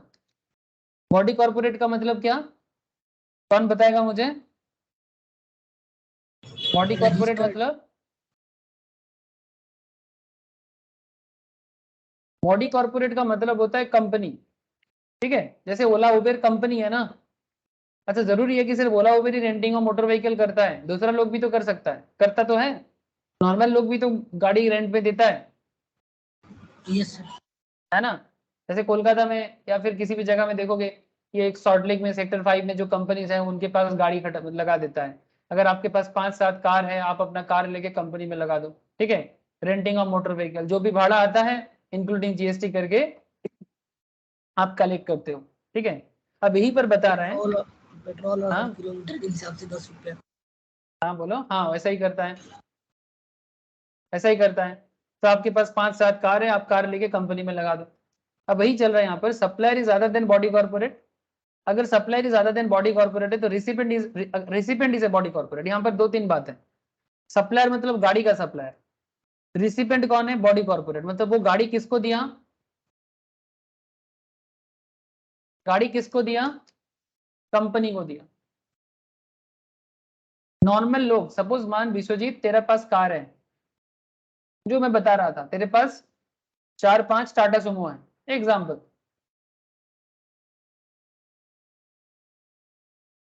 तुम अपना टाटा सुमो किसको दे दिया रेंटिंग ऑफ मोटर व्हीकल में? किसको दे दिया? कंपनी को दे दिया। जीएसटी कौन देगा? कंपनी देगा। कंपनी देगा, तुम नहीं दोगे, ठीक है जी। एक्चुअली तुमको कलेक्ट करना था, लेकिन इस केस में तुमको नहीं पकड़ेगा गवर्नमेंट, कंपनी को पकड़ेगा। क्यों? क्योंकि कंपनी तो रेंटिंग सर्विस अवेल कर रहा है, कंपनी गाड़ी लेता है ना सर, हाँ कंपनी गाड़ी लेता है कि नहीं लेता, ठीक है। कंपनी के पास जो इतना लोग काम करते हैं, इनको आने जाने के लिए कितना गाड़ी का जरूरत होता है, तो बहुत लोग क्या करता है, गाड़ी लेता है, कमर्शियल प्लेट बना लेता है, कमर्शियल प्लेट बना के उस गाड़ी को कंपनी पे लगा देता है, स्विफ्ट वगैरह ऐसा ऐसा लगा के कंपनी में चलाता है। तो कंपनी उस गाड़ी को अपने एम्प्लॉय के काम के लिए यूज करता है, ठीक है, लाना, इधर से उधर जाना, कंपनी के काम पे इधर उधर जाना, ठीक है। और बदले में जो गाड़ी प्रोवाइड किया, जो मोटर व्हीकल प्रोवाइड किया, उसको एक भाड़ा मिलता है ना, उसको भाड़ा मिलता है। लेकिन ये जो सर्विसेज है, ये सर्विस का रिसिपेंट कौन है? Who is the recipient of the service? Vishwajit बोल। गाड़ी का सप्लायर तू था, है ना, रेंटिंग सर्विस तू ही प्रोवाइड कर रहा है, but recipient is body corporate, company है। लेकिन yes. ये जीएसटी कौन देगा? कॉर्पोरेट देगा, तो ये रिवर्स चार्ज हुआ ना। yes. लेकिन यहाँ पर खेल बदल जाता है, भले ही जीएसटी रेट 5% है, नो प्रॉब्लम इज दैट। अगर जीएसटी रेट 5% है, ठीक है, 5% में सप्लायर इज ज्यादा than body corporate, but recipient is ज्यादा देन बॉडी कॉर्पोरेट हो तो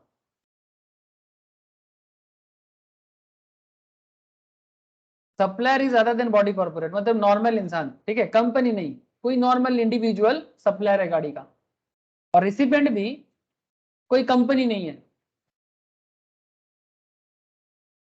तो फिर ऐसे केसेस में कौन जीएसटी पे करेगा?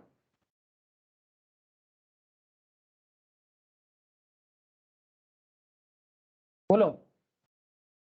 सप्लायर, मतलब मानो जी, मतलब गाड़ी किसका? विश्वजीत का, ठीक है, गाड़ी किसका? विश्वजीत का। मानो विश्वजीत ये कार मेरे को दिया है, सर को, क्या सर कोई बॉडी कॉर्पोरेट है? No sir. नो। तो फिर इसमें जो जीएसटी का मैटर है, ये रिवर्स में नहीं जाएगा, ये फॉरवर्ड चार्ज में जाएगा। फॉरवर्ड चार्ज मतलब सप्लायर को ही देना पड़ेगा, हम खुद कर लेंगे। तो उनको जीएसटी देना पड़ेगा। और तुम 5% में दोगे तो तुमको सिर्फ अपने लाइन ऑफ बिजनेस का ही आईटीसी क्लेम मिलेगा, किसी भी तरह का जीएसटी क्लेम नहीं कर सकते। ठीक है। रही बात 12% जीएसटी का, अगर आप 12% जीएसटी के अंदर आते हो तो इस केस में फॉरवर्ड चार्ज ही होता है। Person liable to pay GST supplier, recipient कोई भी हो, recipient is other than body corporate भी हो जाए, फर्क नहीं पड़ता। ठीक है। सप्लायर जब 12% जीएसटी के अंदर आता है तो जो सप्लायर है, मतलब जो गाड़ी प्रोवाइडर है, वही इस केस में आ जाता है। ठीक है। जो कार प्रोवाइड कर रहा है, जो रेंटिंग सर्विस 12% तो आईटीसी का। हाँ 12% में आईटीसी, हर तरह का आईटीसी क्लेम कर सकता है। मतलब जो भी जीएसटी वो पे करेगा कहीं पर भी, ठीक है, जो any kind of GST payment जो बिजनेस रिलेटेड सर अगर वो कपड़ा खरीद रहा है वहां भी जीएसटी लग रहा है, वो भी दे सकता है? अगर नहीं सर, कपड़ा खरीद रहा है अपने लिए, वो वाला जीएसटी नहीं मिलेगा। अगर कपड़ा खरीद रहे बिजनेस पर्पस में, मानो अपने बिजनेस के डेवलपमेंट के कारण कंपनी में लोगों को कपड़ा दिया जा रहा है, ठीक है, कंपनी में लोगों को ड्रेस सर्विस के लिए जीएसटी, मतलब क्लॉथ खरीदा जा रहा है। मानो तुम्हारा जो ट्रांसपोर्टिंग एजेंसी है उसमें तुम्हारा ड्रेस कोड है अपने ऑर्गेनाइजेशन में मेंबर का, तो तुम कपड़ा खरीद रहे हो उसका जीएसटी पे कर रहे हो, ऐसा होता है ना? Yes sir.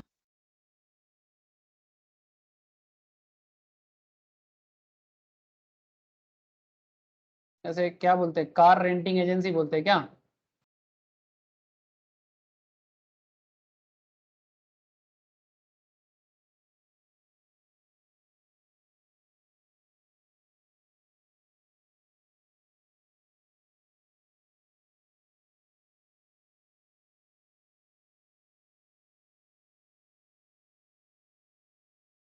कार रेंटल, ठीक है, ऐसा हर जगह में मिलता है sir, very popular business concept. ठीक है।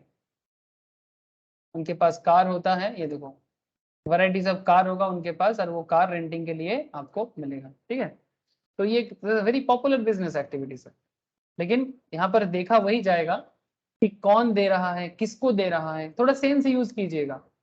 ठीक है। मैं फिर से एक बार रिपीट कर रहा हूँ, अब बात को एक बार फिर से समझिए कि अगर कोई कार रेंटल एजेंसी चला रहा है, ठीक है, जहां पर वो पैसेंजर व्हीकल के लिए कार को देता है, पैसेंजर के लिए देता है, ठीक है, गुड्स के लिए नहीं, पैसेंजर के लिए, तो यहाँ पर अगर वो 5% कैटेगरी में है, अगर वो सप्लायर जो है वो बॉडी कॉर्पोरेट नहीं है, कोई नॉर्मल है, ठीक है, इंडिविजुअल है, अगर उसका रेसिपेंट जो है वो कॉर्पोरेट है, तो कॉर्पोरेट पे जीएसटी आ जाएगा, तो रिवर्स चार्ज यूज होगा। लेकिन अगर रेसिपेंट जो है वो बॉडी कॉर्पोरेट नहीं है, कोई जनरल इंडिविजुअल ही है, तो इंडिविजुअल में सप्लायर को ही पकड़ा जाएगा गवर्नमेंट की तरफ से। ठीक है। और अगर सप्लायर बॉडी कॉर्पोरेट हो जाता है, ठीक है, सप्लायर बॉडी कॉर्पोरेट हो जाएगा, 5% में रहेगा, तो भी फॉरवर्ड चार्ज। 12% कैटेगरी में है, फॉरवर्ड चार्ज ही होगा। 12% कैटेगरी में ऑलवेज फॉरवर्ड चार्ज। जो सप्लायर है वही जीएसटी मैंने कलेक्ट करके पे करेगा। क्लियर है? बोलो। Yes sir. समझ में आया सर? मैं यहाँ पर आपको दो तरह का बात किया, एक गुड्स ट्रांसपोर्ट एजेंसी के बारे में बात किया, और एक मोटर व्हीकल सर्विस के, रेंटिंग और मोटर व्हीकल के बारे में बात किया। Tell me, Shalini, Saumanvita, Jyoti, Roshni, I am asking everybody, just tell me sir. Abhishek, बोलो। स्नेहाशीष, क्लियर?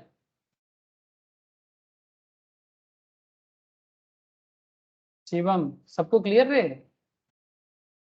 तो आगे और भी डिस्कशंस है, ये तो अभी पार्टी शुरू हुई है, अभी बहुत दूर जाना है।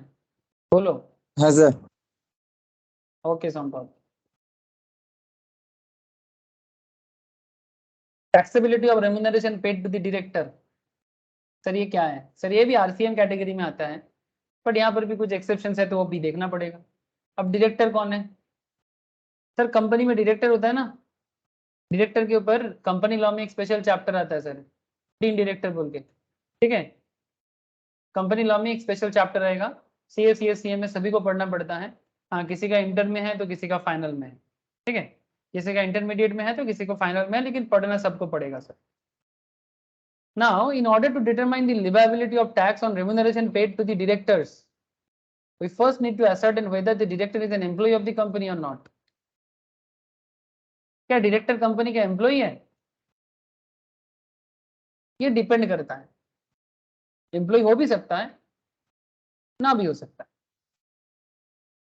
Services provided by the independent directors, those directors by whatever name called, who are not employee of the said company. Normally independent director जो होता है ना, वो बेसिकली कंपनी का एडवाइजरी रोल में काम करता है। कंपनी, क्योंकि वो ऐसा इंडिपेंडेंट डायरेक्टर बहुत होते हैं सर, ठीक है, इंडिपेंडेंट डायरेक्टर बहुत होता है। मतलब इंडिपेंडेंट डायरेक्टर क्या होता है ना, उसको रेस्पेक्टेड पोस्ट मिलता है, कंपनी को सजेशन देने के लिए, कंपनी का बिजनेस डेवलपमेंट में हेल्प करने के लिए इंडिपेंडेंट डायरेक्टर काम करता है, और बदले में उनको एक रेम्यूनरेशन पे किया जाता है। But they are not employ of the said company, ठीक है, they are not the employ of the said company. तो service provided by the independent directors, independent directors company को सर्विस देता है ना, जो इंडिपेंडेंट डायरेक्टर का रोल प्ले करता है वो कंपनी को सर्विस प्रोवाइड करता है।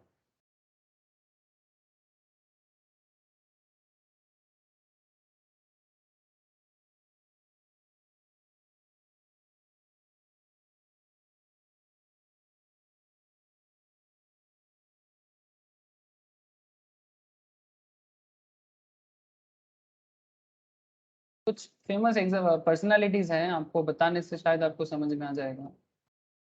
जैसे मुझे एक नाम याद आ रहा है, अरुंधति भट्टाचार्य। अरुंधति अरुंधति रॉय नहीं, अरुंधति भट्टाचार्य।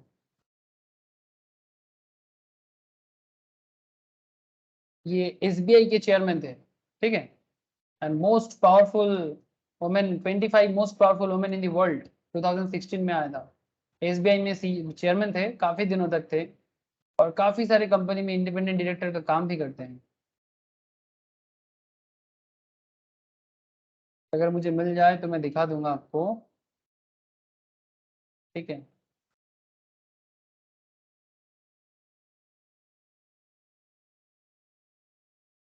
एसबीआई का फर्स्ट वुमेन चेयरपर्सन रहा है। अच्छा ठीक है, अभी देखो ऐसा ये ढूंढना थोड़ा मुश्किल का काम है, किसी कंपनी का डिटेल्स के अंदर मिलता है बेसिकली, ठीक है, कि कौन कंपनी में इंडिपेंडेंट, ये कहाँ मिलता है जानते हो?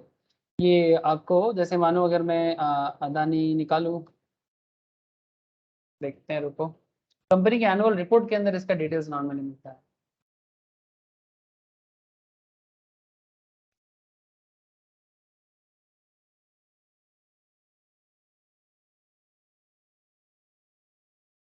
ये डायरेक्टर रिपोर्ट दिखाई दे रहा है आपको? आई थिंक यहाँ मिल जाएगा, 261 मिलेगा, 261 में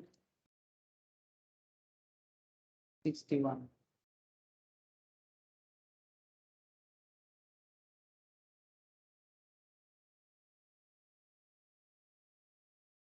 डायरेक्टर रिपोर्ट में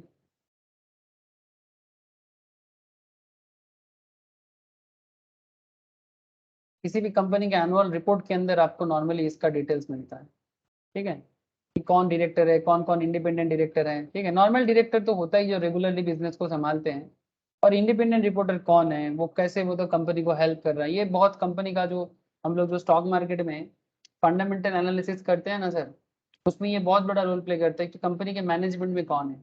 जैसे कि क्रिकेट में कैप्टन कौन है, इंपॉर्टेंट होता है कि नहीं होता? कंट्रोल प्लस एफ करके सर्च कर लो। नहीं ठीक है, मुझे मिल गया है, लेकिन मैं देख रहा हूँ इंडिपेंडेंट का कोई डिटेल्स मिल रहा है कि नहीं। यहाँ पर कंपनी सेक्रेटरी का है CS अश्विन सर, लेकिन डायरेक्टर का एक डिटेल्स होता है। ये देखो यहाँ पर आपको executive director, non executive director दिखाई दे रहा है। ऐसा ही ना इंडिपेंडेंट डायरेक्टर का भी डेटा होता है। गौतम एस अदानी, ठीक है, कितना टोटल रेम्यूनरेशन उठाते हैं, ठीक है, तो median remuneration of employee, Gautam Adani कितना रेम्यूनरेशन लेता है, मलय महादेविया कितना रेम्यूनरेशन लेता है, ठीक है, करण अदानी कितना रेम्यूनरेशन लेता है। नॉन एग्जीक्यूटिव में राजेश अदानी, मुकेश कुमार IAS, अवंतिका सिंह, ठीक है, ये IAS है सर, ठीक है, professor G Raghuram, mister G.K. Pillai, Nirupama Rao, Bharat Seth, PS Jayakumar, managerial person में Deepak Maheshwari, and Kamlesh Bagia CS and CFO है, चीफ फाइनेंशियल ऑफिसर्स, ठीक है। ये सब डिटेल्स रहता है कंपनी का कि कौन कंपनी में किस तरह से कंपनी को हेल्प कर रहा है, और कंपनी का basically they are the person जो कंपनी को बेसिकली चलाते हैं सर, ठीक है। इनके डिसीजन मेकिंग में ही कंपनी का बिजनेस आगे बढ़ता है। तो ये बहुत बड़ा काम है सर बिजनेस के अंदर, ठीक है, बहुत बड़ा काम है। तो मैं आपको बस यही कहना चाहता यहाँ पर कि जब कोई डायरेक्टर इंडिपेंडेंटली काम करता है कंपनी में, ठीक है, तो उसमें कंपनी को वो सर्विस देता है, बदले में वो रेम्यूनरेशंस भी लेता है as the consideration for the said service are clearly outside the scope of Schedule 3 of the CGST Act and are therefore taxable, ठीक है। As seen in the table given above illustrating the reverse charge services, such remuneration paid to the director is taxable in the hands of company। मतलब अगर कोई भी company को कोई भी independent director service दे रहा है तो सप्लायर ऑफ सर्विस कौन दे रहा है, डायरेक्टर दे रहा है, बट ये डायरेक्टर के हाथ में टैक्स नहीं होगा, कंपनी के हाथ में टैक्स होगा। ये एंट्री नंबर 6 में बोला गया है, रिवर्स चार्ज बेसिस में होगा। मतलब सर्विस रिसिपेंट कौन है, कंपनी, तो रिसिपेंट पे चार्ज होगा, ठीक है, सर्विस रिसिपेंट पे चार्ज होगा। सेल्स को बढ़ाइए, इसीलिए मैं हमेशा बोलता रहता हूँ स्टॉक मार्केट का नॉलेज लीजिए, कंपनी का रिपोर्ट पढ़िए, फंडामेंटल्स को जानिए, इससे क्या होता है, प्रैक्टिकल सेंस डेवलप होता है। यही मेरा पर्पस रहता है। आप लोग अगर पढ़ाई को समझना चाहते हो, कंपनी को जानो, स्टॉक मार्केट को जानो, एनुअल रिपोर्ट को पढ़ो, आपके दिमाग में ना ऑटोमेटिकली सब कुछ डेवलप होता रहेगा, ठीक है, बिकॉज आप लोग प्रैक्टिकल के साथ अडेप्ट हो जाते हो, ठीक है। और ये किताबी बात ना क्यों लिखा गया है, सब रियल लाइफ बिजनेस के साथ जोड़ के, ठीक है। अच्छा, in case where it is ascertained that a director irrespective of name and designation is an employee, next step would be examine whether all the activities performed by the director are in the course of employer employee relation, that is a contract of service, or there is any element of contract for service। क्या अगर कोई बंदा, अगर कोई director, ठीक है, कोई name या डेजिग्नेशन के बाहर कंपनी को कोई सर्विस दिया है, तो उसमें यह देखना पड़ता है क्या ये कॉन्ट्रैक्ट ऑफ सर्विस है, मतलब क्या जॉब के लिए किया है, ठीक है, तो फिर वो जीएसटी के अंदर नहीं आएगा। बट अगर वो सर्विस है, जैसे इंडिपेंडेंट डायरेक्टर जैसे कंपनी को सर्विस दे रहा है, the part of director remuneration which is declared as salaries in the books of a company subject to TDS। मतलब अगर कंपनी अपने ही मेंबर को, अपने एम्प्लॉय को, मेंबर नहीं, अपने एम्प्लॉय को सैलरी देता है, तो सैलरी देने के टाइम पे TDS काटेगा, और वो TDS गवर्नमेंट के घर में जमा करेगा, जो इनकम टैक्स का पार्ट है सर। हम लोग इनकम टैक्स के अंदर TDS के बारे में जानेंगे। मानो कोई कंपनी में डायरेक्टर है, ठीक है, डायरेक्टर मानो मंथली 10 लाख का सैलरी उठाते हैं, ठीक है, बड़े बड़े कंपनी में इतना नॉर्मल बात है, ठीक है, 1.5 करोड़ 2 करोड़ का सैलरी हो जाता है एनुअली, ठीक है। अब ये सैलरी पेमेंट करने के टाइम पे TDS काटा जाएगा, जो भी TDS का रेट रहेगा, ठीक है, 5%। ये TDS का पूरा एक रेट चार्ट है, हम लोग इनकम टैक्स में बात करेंगे सर, 10% एक स्टैंडर्ड रेट है, ठीक है। तो आई will discuss in income tax class, ठीक है, जब हम लोग TDS TCS and advance tax का डिस्कशन करेंगे कि क्या रेट होता है सर TDS का, ठीक है। तो are not taxable being consideration for service by an employee to the employer in the course of in relation to his employment in terms of schedule 3, तो उसमें GST नहीं आएगा, उसमें TDS आ जाएगा। Further, the part of employee director remuneration which is declared separately other than salary, अगर salary को छोड़ के कोई और रेम्यूनरेशन है in the company's accounts and subject to TDS under section 194J of the IT Act as fees for professional और technical service, मतलब वो डायरेक्टर जो है वो कंपनी को कोई प्रोफेशनल या टेक्निकल सर्विस प्रोवाइड किया है, तो वो भी अगर TDS के अंदर आ जाता है तो वो भी GST के परव्यू में बाहर हो जाता है, outside the scope of schedule 3, मतलब GST के बाहर आ जाएगा, ठीक है। Besides, as already discussed, the recipient of the said service, that is the company, is liable to discharge the applicable GST on its on reversal basis। अगर TDS charge नहीं होता तो GST चार्ज होगा और गवर्नमेंट के घर में चला जाएगा, ठीक है। मतलब इधर नहीं तो उधर दे दो, कहीं ना कहीं तो दे दो सर। अगर सैलरी नहीं है, अगर सैलरी छोड़ के कुछ और है, ठीक है, जैसे कि यहाँ पर, जैसे ये देखो, ये जो मैं अभी आपको बोला, जैसे ये देखो, ये कंपनीज एक्ट में बोला ना आपको, इंडिपेंडेंट डायरेक्टर के बारे में कंपनीज एक्ट में बात होता है। कहाँ बात होता है, under section 149 subsection 6 of the companies act 2013, read with rule 12 of companies share capital and debenture में बताते हैं, makes it amply clear that independent director should not have been an employee of the company। ये बहुत clearly बताते हैं, independent director कभी भी company का एम्प्लॉय नहीं होता, ठीक है। मैं आपको बोला ना, they are very experience person, जो अपने दम पे बहुत ऑर्गेनाइजेशंस को डेवलप किया है, कंपनी उनको बुलाते हैं, एक एडवाइजर के रोल के लिए बुलाते हैं, उनको एक लम सम अमाउंट प्रोवाइड किया जाता है जो सैलरी नहीं होता, ठीक है, तो वो जीएसटी पर्व में आता है और आरसीएम कैटेगरी में आता है। किस कैटेगरी में आता है? RCM, reverse charge basis. मतलब डायरेक्टर कंपनी को सर्विस प्रोवाइड करेगा, कंपनी उसका जीएसटी गवर्नमेंट के घर में जमा करेगा। तो ये था डायरेक्टर का कॉन्सेप्ट, ये भी एक आरसीएम कॉन्सेप्ट था, लेकिन इसमें भी एक्सेप्शंस आपने देखा।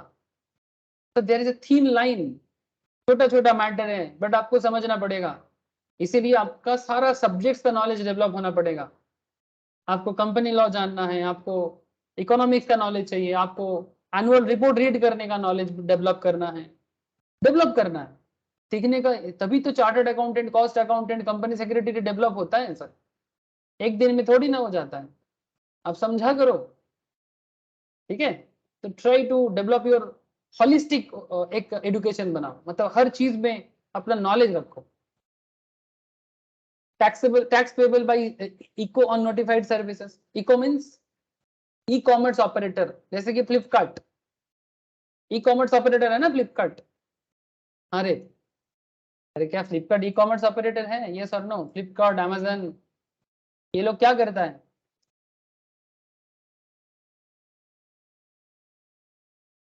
सर बोलो, ये ई कॉमर्स ऑपरेटर है ना?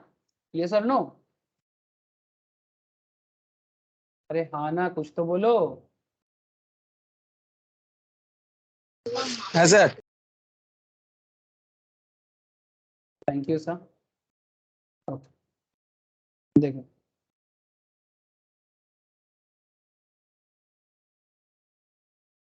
sometimes, अच्छा देखो, e commerce operator is any person who owns और operate manages an electronic platform. अगर आप ऑनलाइन में इलेक्ट्रॉनिकली कोई गुड्स या सर्विस बेचते हो, गुड्स बेचो या सर्विस बेचो, तो आप ई कॉमर्स ऑपरेटर हो। चाहे आप फ्लिपकार्ट हो, चाहे आप अमेजन हो, चाहे आप कोई भी अननोन कंपनी हो, फर्क नहीं पड़ता।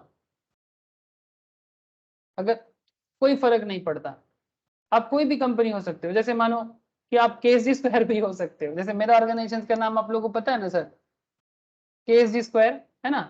मानो कि मैं भी अगर ऑनलाइन में कोर्स एक्सेस करने के लिए स्टूडेंट्स को प्रोवाइड करता हूँ, ठीक है, तो मैं भी ई कॉमर्स ऑपरेटर हो जाऊंगा। जैसे अभी मेरा यहाँ से कोई कोर्स में सेल नहीं करता, ठीक है, लेकिन हाँ कुछ रिसोर्सेज है, आप चाहो तो विजिट करके देख सकते हो। काफी दिनों से अपडेट नहीं हो पा रहा है, मैं कोशिश करूंगा धीरे धीरे अपडेट करने का, ठीक है।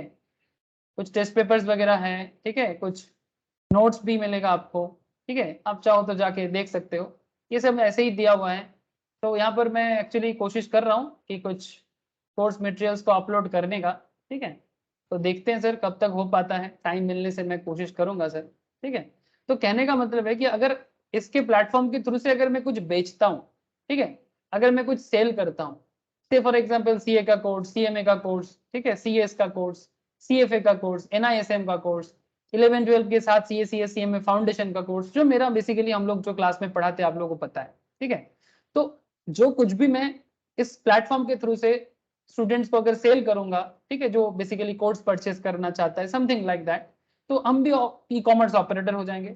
करेंटली मेरा एक साइट है जहां पर मैं इंफॉर्मेशन अपलोड करके रखा, और कुछ नहीं, ठीक है, nothing more than that. It's just information, informative एक साइट है जहां हमारे कोचिंग के बारे में कुछ लोगों कुछ डिटेल्स है सर, और कुछ नहीं, ठीक है। तो this is the concept sir, ठीक है। ई कॉमर्स ऑपरेटर कोई भी हो सकता है, जरूरी नहीं कि वो कोई फ्लिपकार्ट अमेजन ही हो, ठीक है, आप भी बना सकते हो।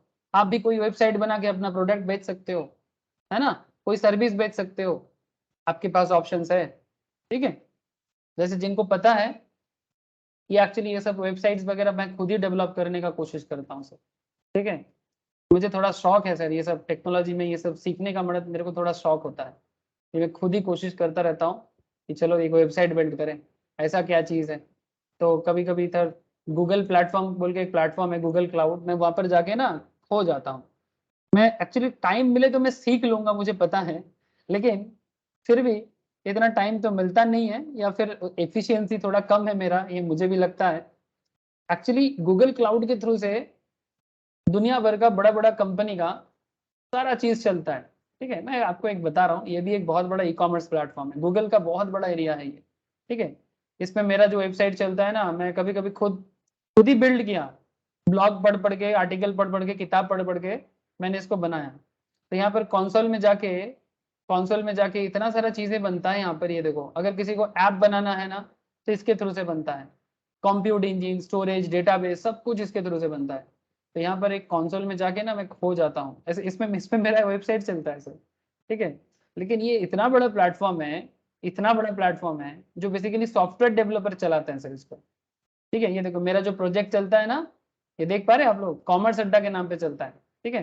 कॉमर्स अड्डा के नाम पे चलता है, ये देखें इसके थ्रू से। ये देखो एपीआई सर्विस, ठीक है। मार्केट प्लेस में अगर मैं जाऊँ ना, अलग अलग सॉफ्टवेयर का कॉन्सेप्ट है जिसके थ्रू से वेबसाइट रन कराना, मतलब कोडिंग रन कराना, सब कुछ इसके अंदर से होता है, सब कुछ इसके अंदर से। गूगल क्लाउड है ये, ठीक है।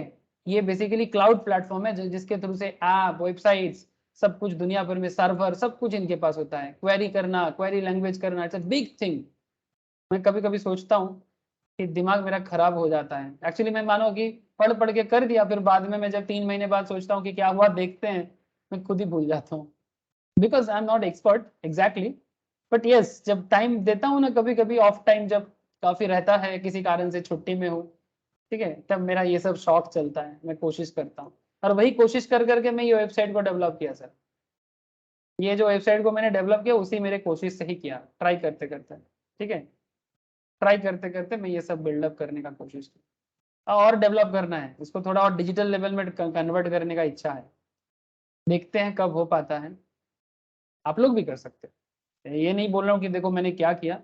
मेरा कहने का मतलब है कि इंसान अपने बिजनेस को बनाने के लिए कुछ भी कर सकता है, कुछ भी कर सकता है। चाहे तो दुनिया उल्टा सकता है, सॉफ्टवेयर इंजीनियर बने ना बने, चार्टर्ड अकाउंटेंट बने ना बने, सीखने का इच्छा होने से जिंदगी में हर कुछ हो सकता है। बस अपने अंदर ना वो इच्छा होना चाहिए। मैंने तो एक छोटा सा ट्राई कर रहा हूँ, वो भी मेरा एफिशिएंसी लेवल बहुत खराब है। आप लोग अगर मेरे से भी ज्यादा एफिशिएंट बनोगे, बहुत कुछ कर सकते हो जिंदगी। Tax payable by the CEO, e-commerce operator on notified service. E-commerce operator is any person who owns or operates, manages an electronic platform for supply of goods or services or both. Sometimes e-commerce itself supply the goods or service displays on its electronic portal, जो मैं आपको इतना देर से दिखा रहा था। Product या service displayed on electronic portal are actually supplied by some other person to consumer. When a consumer places an order for a particular product or service on this electronic portal, the actual supplier supplies the selected products services to consumer. The price or consideration for the product or service is collected by the e-commerce from the consumer and passed on the actual supplier after deduction of commission by the e-commerce. ये एक interesting area है। एक मजेदार point बताने जा रहा हूं sir, ध्यान से सुनना। फ्लिपकार्ट से सामान खरीदने के टाइम पे आपको लगता है कि आपने प्रोडक्ट फ्लिपकार्ट से लिया, बट एग्जैक्टली नहीं सर, कुछ उल्टा होता है। कैसे दिखाते हैं सर, 2 मिनट सुन लो। देखो क्या खेल होता है, जब आप फ्लिपकार्ट से कोई प्रोडक्ट ऑर्डर करते हो तो ये एक्चुअली फ्लिपकार्ट का नहीं होता, ये प्रोडक्ट किसी सेलर का होता है। कौन है सेलर, कहाँ मिलेगा सेलर का डिटेल्स? ये देखो, ये लैपटॉप जो सैमसंग का लैपटॉप है, सैमसंग ना, क्या है ये कंपनी, एचपी का। कौन है सेलर, देखो पेटी, क्या नाम है रे बाबा, पेटी लेंथ ऑनलाइन, क्या नाम पता नहीं, नाम भी प्रोनाउंस नहीं हो रहा है, जो भी हो, ये सेलर है। आप इनसे कांटेक्ट कर सकते हो, इनका डिटेल्स यहाँ पर मिल जाएगा, ठीक है, जरूरी नहीं है। तो बात क्या है कि 2 साल 5 महीने से ये अपना प्रोडक्ट फ्लिपकार्ट के थ्रू से सेल करता है। अब ये प्रोडक्ट फ्लिपकार्ट के थ्रू से सेल हो जाएगा, फ्लिपकार्ट ये 57,000 का लैपटॉप सेल करके कमीशन ले लेगा और बाकी अमाउंट सेलर को दे देगा, ठीक है। तो सवाल ये उठता है कि ये अमाउंट तो फ्लिपकार्ट ने लिया हमसे, फ्लिपकार्ट क्या किया, अमाउंट में कमीशन लेके बाकी अमाउंट सेलर को प्रोवाइड कर दिया। The government may, on the recommendation of the GST Council, notify specific category of services the tax, उसमें CGST, SGST या फिर IGST on supply of which shall be paid by the e-commerce operator if such service are supplied through it. अगर कोई service e-commerce के through से provide किया जाता है तो वो सर्विस का जो चार्जेस है, GST है, वो ई-कॉमर्स ऑपरेटर से दिया जाएगा। Few services have been so notified. For instance, a service by way of transportation of passenger by radio taxi, motor cab, maxi cab and motorcycle, जैसे कि ओला उबेर वाले भी तो वही करता है, उसका खुद का नहीं है। ओला उबेर का जो कॉन्सेप्ट है, उसका खुद का गाड़ी तो है नहीं, गाड़ी किसी और का, उबेर के प्लेटफॉर्म में गाड़ी चलाता है ना सर? गाड़ी किसी और का है। क्या आप लोगों को मेरा बात समझ में आ रहा है? ओला उबेर में गाड़ी किसी का और का होता है, ये सर नो। और ओला उबेर क्या खाता है? कमीशन खाता है ना। अरे बोलो, ओला उबेर वाले कमीशन से कमाता है ना। तो ऐसे केसेस में जो ऑपरेटर है उनसे गवर्नमेंट जीएसटी लेगा। ठीक है, तो यहाँ पर क्या हो गया, आरसीएम हो गया ना। यहाँ पर भी आरसीएम का खेल खेला गया, tax payable by the e commerce और नोटिफाइड सर्विस। अगर गवर्नमेंट ने नोटिफाई कर दिया, सप्लायर तो कोई और है ना, सप्लायर तो सेलर है। ठीक है, तो ये जीएसटी काउंसिल के कहने पे यहाँ पर भी जीएसटी ई कॉमर्स ऑपरेटर को पे करना पड़ता है, वो सप्लायर को ढूंढने नहीं जाएगा। ठीक है, यही यहाँ पर वही बता रहा है, the price consideration for the product और service collected by e commerce from the consumer and passed on to the actual supplier after deduction of commission by the e commerce. अब गवर्नमेंट क्या करता है, इलेक्ट्रॉनिक कॉमर्स ऑपरेटर पे ये services का जो charges है, जो जीएसटी का अमाउंट है, वो चार्ज कर देता है। ठीक है, तो आरसीएम में और भी चीजें बाकी हैं, तो हम लोग नेक्स्ट क्लास में क्लासिफिकेशन अंडर जीएसटी पढ़ेंगे सर। और उसमें आपको मैं जीएसटी का क्लासिफिकेशन भी बताऊंगा, मतलब जीएसटी किस तरह से क्लासिफाई किया गया है, सेक्शन, चैप्टर, हेडिंग, सब हेडिंग, टैरिफ आइटम कैसे होता है, जीएसटी का रेट के बारे में क्या बताया जाता है, रेट कैसे फिक्स किया गया है। ठीक है, जीएसटी रेट अलग अलग सेक्टर में कैसे किया गया है, रियल एस्टेट में क्या जीएसटी है। ठीक है, ऐसे डिफरेंट काइंड ऑफ जीएसटी के बारे में नेक्स्ट क्लास में मैं आपके साथ डिस्कशंस करने आऊंगा। चार्ज ऑफ जीएसटी में भी कुछ इंपॉर्टेंट बात है, और फिर मैं आपसे कॉम्पोजिशन लेवी के बारे में भी बात करूंगा। बड़ा ही हॉट डिस्कशन है, composition levy is a very very important concept. ठीक है, तो ये भी मैं बात करूंगा आपसे, और फिर मैं आपके साथ कुछ एग्जाम्पल्स एंड केस स्टडीज हैं। ठीक है, स्टेट वाइज कुछ कॉन्सेप्ट है, I will discuss in upcoming classes. ठीक है, एग्रीगेट टर्नओवर का एक बहुत इंटरेस्टिंग कॉन्सेप्ट है, जानना जरूरी है। 4-5 इंपॉर्टेंट कॉन्सेप्ट है इस चैप्टर से जो एग्जाम में बहुत पूछता है। ठीक है, सो वेट फॉर द नेक्स्ट। ठीक है, तब तक मैं नोट शेयर कर लूंगा आप लोगों से, एक बार घर पे अच्छे से गो थ्रू कीजिएगा। जिनके पास नहीं है और जिनके पास है वो गो थ्रू करना चालू कर दे। ठीक है, ज्योति, नील, समन्विता, संपद, शालिनी, विश्वजीत, क्लियर ना? Yes yes sir. ठीक है सर, यस सर। ठीक है फिर, ओके, टाटा फिर, ta-ta Yes, sir. Ta-ta sir. Bye sir, bye sir. Bye bye sir. Bye sir.